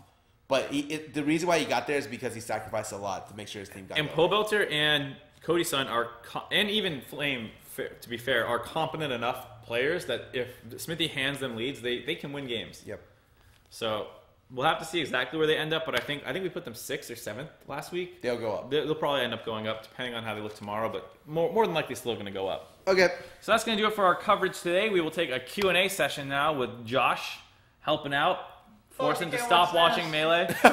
Dude, it's H-Box Axe won game 1, dude. It's H-Box Axe, dude. It's hype as fuck. H-Box is gonna win. It's actually so hype. And then H-Box There's only Wizzy got to- H-Box here, dude. Dude, these guys are so good. I love watching I'll probably them. watch more of this later.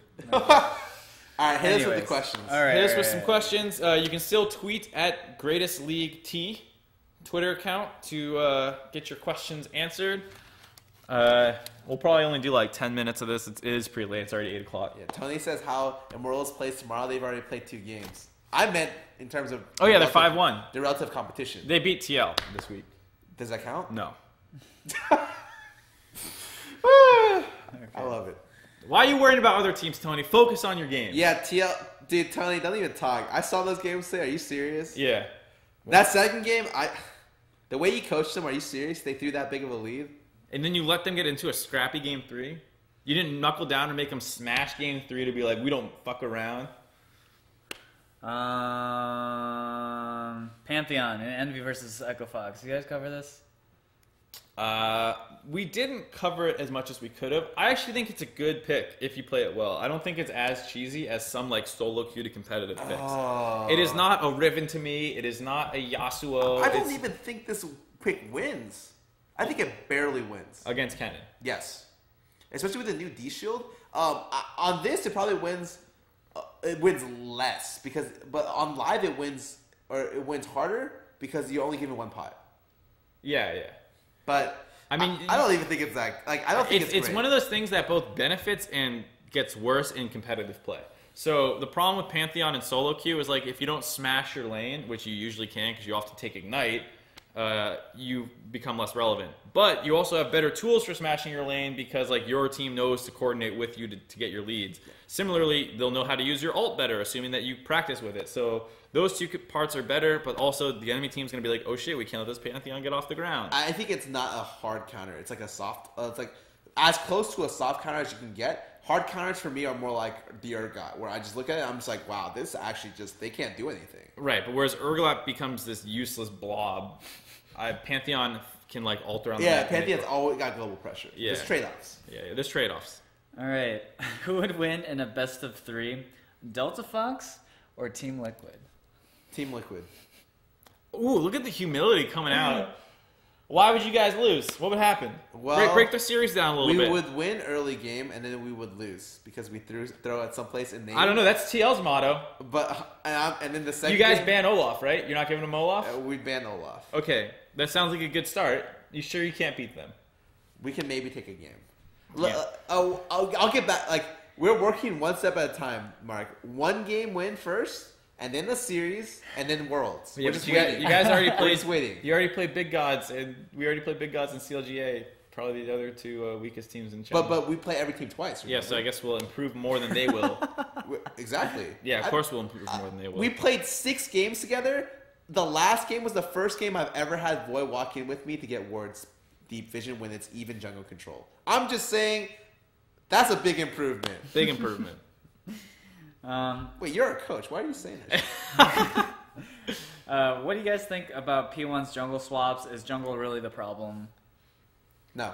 What do you think the problem is? Well, I think it's part of the problem, right? But I think jungle is a pretty big problem actually. Give me your reasoning, and I'll give mine. I just think they're okay. So part of the reason why everyone looks worse is because the jungle is not playing well. Yep. Right. But I just think in general, we had 1 Ryu standout game, right? Yes. But the rest of the times he's pretty much invisible. Yep. Arrow has been playing worse, like just pure mechanically worse. Dying in lane to like face checking brushes. And they're the only way they won games last split is because Zig was a rock and these 2 people carry late game. Yep. But it's like they don't even if they get to late game sometimes and these 2 people just crumble. Yep. So I agree with all that. Everyone on the team is playing worse. That said, I have faith that those components can figure it out. Yeah. I have currently very little faith in their jungle pool. Inori has struggled ever since they've seen the nerfs to his champion pool. Meteos has played decent and allowed Zig to play his picks, but he doesn't give a shit. Yeah, but he plays WoW.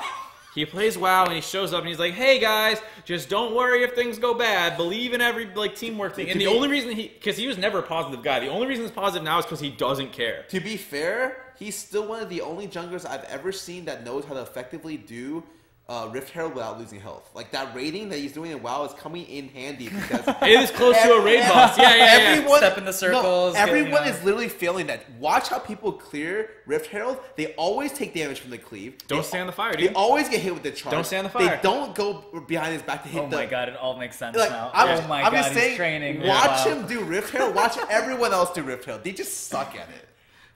Anyways, and then Mike Young, decent first showing, but we have to see a lot bad. more. And then the support pool is a problem as well. Shady hasn't looked great. Mechanically does some okay stuff, but other times is like brain farts and like takes a Q into a Xayah on as Thresh who still has her ult. So he's just like, oh, I'm in the middle of the fight and Xayah's up in the air now. Oops. To be fair, they did get a new support. With Special. Not sure how much that will work. They've apparently been playing together a lot. Don't know what's going to happen. We'll see, because this is the 4th support now that they've played with in like 5 months. Yeah, God. I mean, obviously, we're going to the end of the year. The first thing P1's going to look at is going to be like, how do we get support that works really well with Arrow? Yeah. But they're looking for a lot of band-aid fixes right now. Yep. Who do you guys think is showing up to be, or shaping up to be, like the MVP in a week and a half? Ooh, someday is close. I mean, Dig's looking really good. He's obviously looking really, really good. I think Immortals, it's like too hard to pick someone out of them. CLG, I actually think Darshan has a really good case right now. He's leading the league in kills. Overall, I think. And to be fair, CLG's leading the league in kills, like in general. Yeah. Oh yeah, they're very bloody games. But he's taking Fiora and winning. He's taking Gragas and doing well when he needs to play tanks. He's taking Renekton and smashing. So I think he's actually like top 5 player in the league right now in terms of like performance. Now is he truly a top 5 player? In terms of skill, maybe not. But in terms of what he's putting out there every week on the Rift, and to be honest, the statistic matters a lot more. Like what he's doing on the Rift. Yeah, like we said last split with our voting, it's like not hypothetically who's the best player, because like we said, we put Bjergsen down every fucking time. Yep. It's about who's actually putting out the best performance, and Darshan's arguable. Darshan's really good. I think Darshan, even Smithy and Someday are making like Smithy's close, but he has like some really big brain fart games. Yeah. He has some games where he just like, even though I admit he like sacrifices for his team, sometimes like he just doesn't play well, and then he does like the sacrifice thing, which just puts him farther behind. He has he does stuff where it's like, oops, I kicked Bjergsen into my team as he's charging his He has like those kinds of mistakes where it's just like, Smithy, no. Oh, that was amazing. Yeah, that was some of the funniest. He just turned Galio into a moo there. Yeah. You want to ban his chops? Blah. Oh God. Okay, well, those are about as many questions as we were going to answer. That's cool. I need to pee. Someone said that we never talked about Violet Evergarden in the pre-show. We're going back to that. The what? There's an anime that people are getting like really fucking. Shut up! Yeah, that's you watch cool, probably dude. more anime than Scarra does. He does. I don't watch Actually. He reads web comics of mangas and mangas. I read fantasy fiction now. But if anyone, He reads fan fictions. Fantasy fiction. There's a difference. Fantasy fiction. Anyways, there's an anime that's gonna come out. It's beautifully animated. Go watch the trailer for Violet Evergarden. It looks. Is it a shonen? I have no idea. It's 30 I literally have no idea. It's like a 30-second trailer, and it just like the animation looks really expensive. Let's put it that way. It looks like they spent 6 figures plus on a 30-second animation. What is it called? Violet Evergarden. It looks phenomenal. All right, I'll watch it. MarkZ's still in the weeb closet, by the way. Yeah, I'm such a weeb, dude. Anyways, this has been Greatest Yeah, League this is Talkshow. Greatest League Talkshow. We will see you guys Tomorrow tomorrow. we'll be covering four matches tomorrow, as well as our weekly power rankings. And I'll be back even. Today was pretty quick, but I'll be back even faster tomorrow. Oh, and last thing, if you want to see the VODs, it should be up tomorrow on youtube.com/Greatest League TS. Which might get changed its name soon to not be that, so it makes more sense.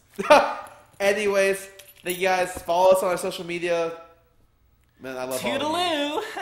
Some of you. Not Tony. Not you, Tony. You can still hear us. Ah, Tony. Yeah, Tony. Yeah.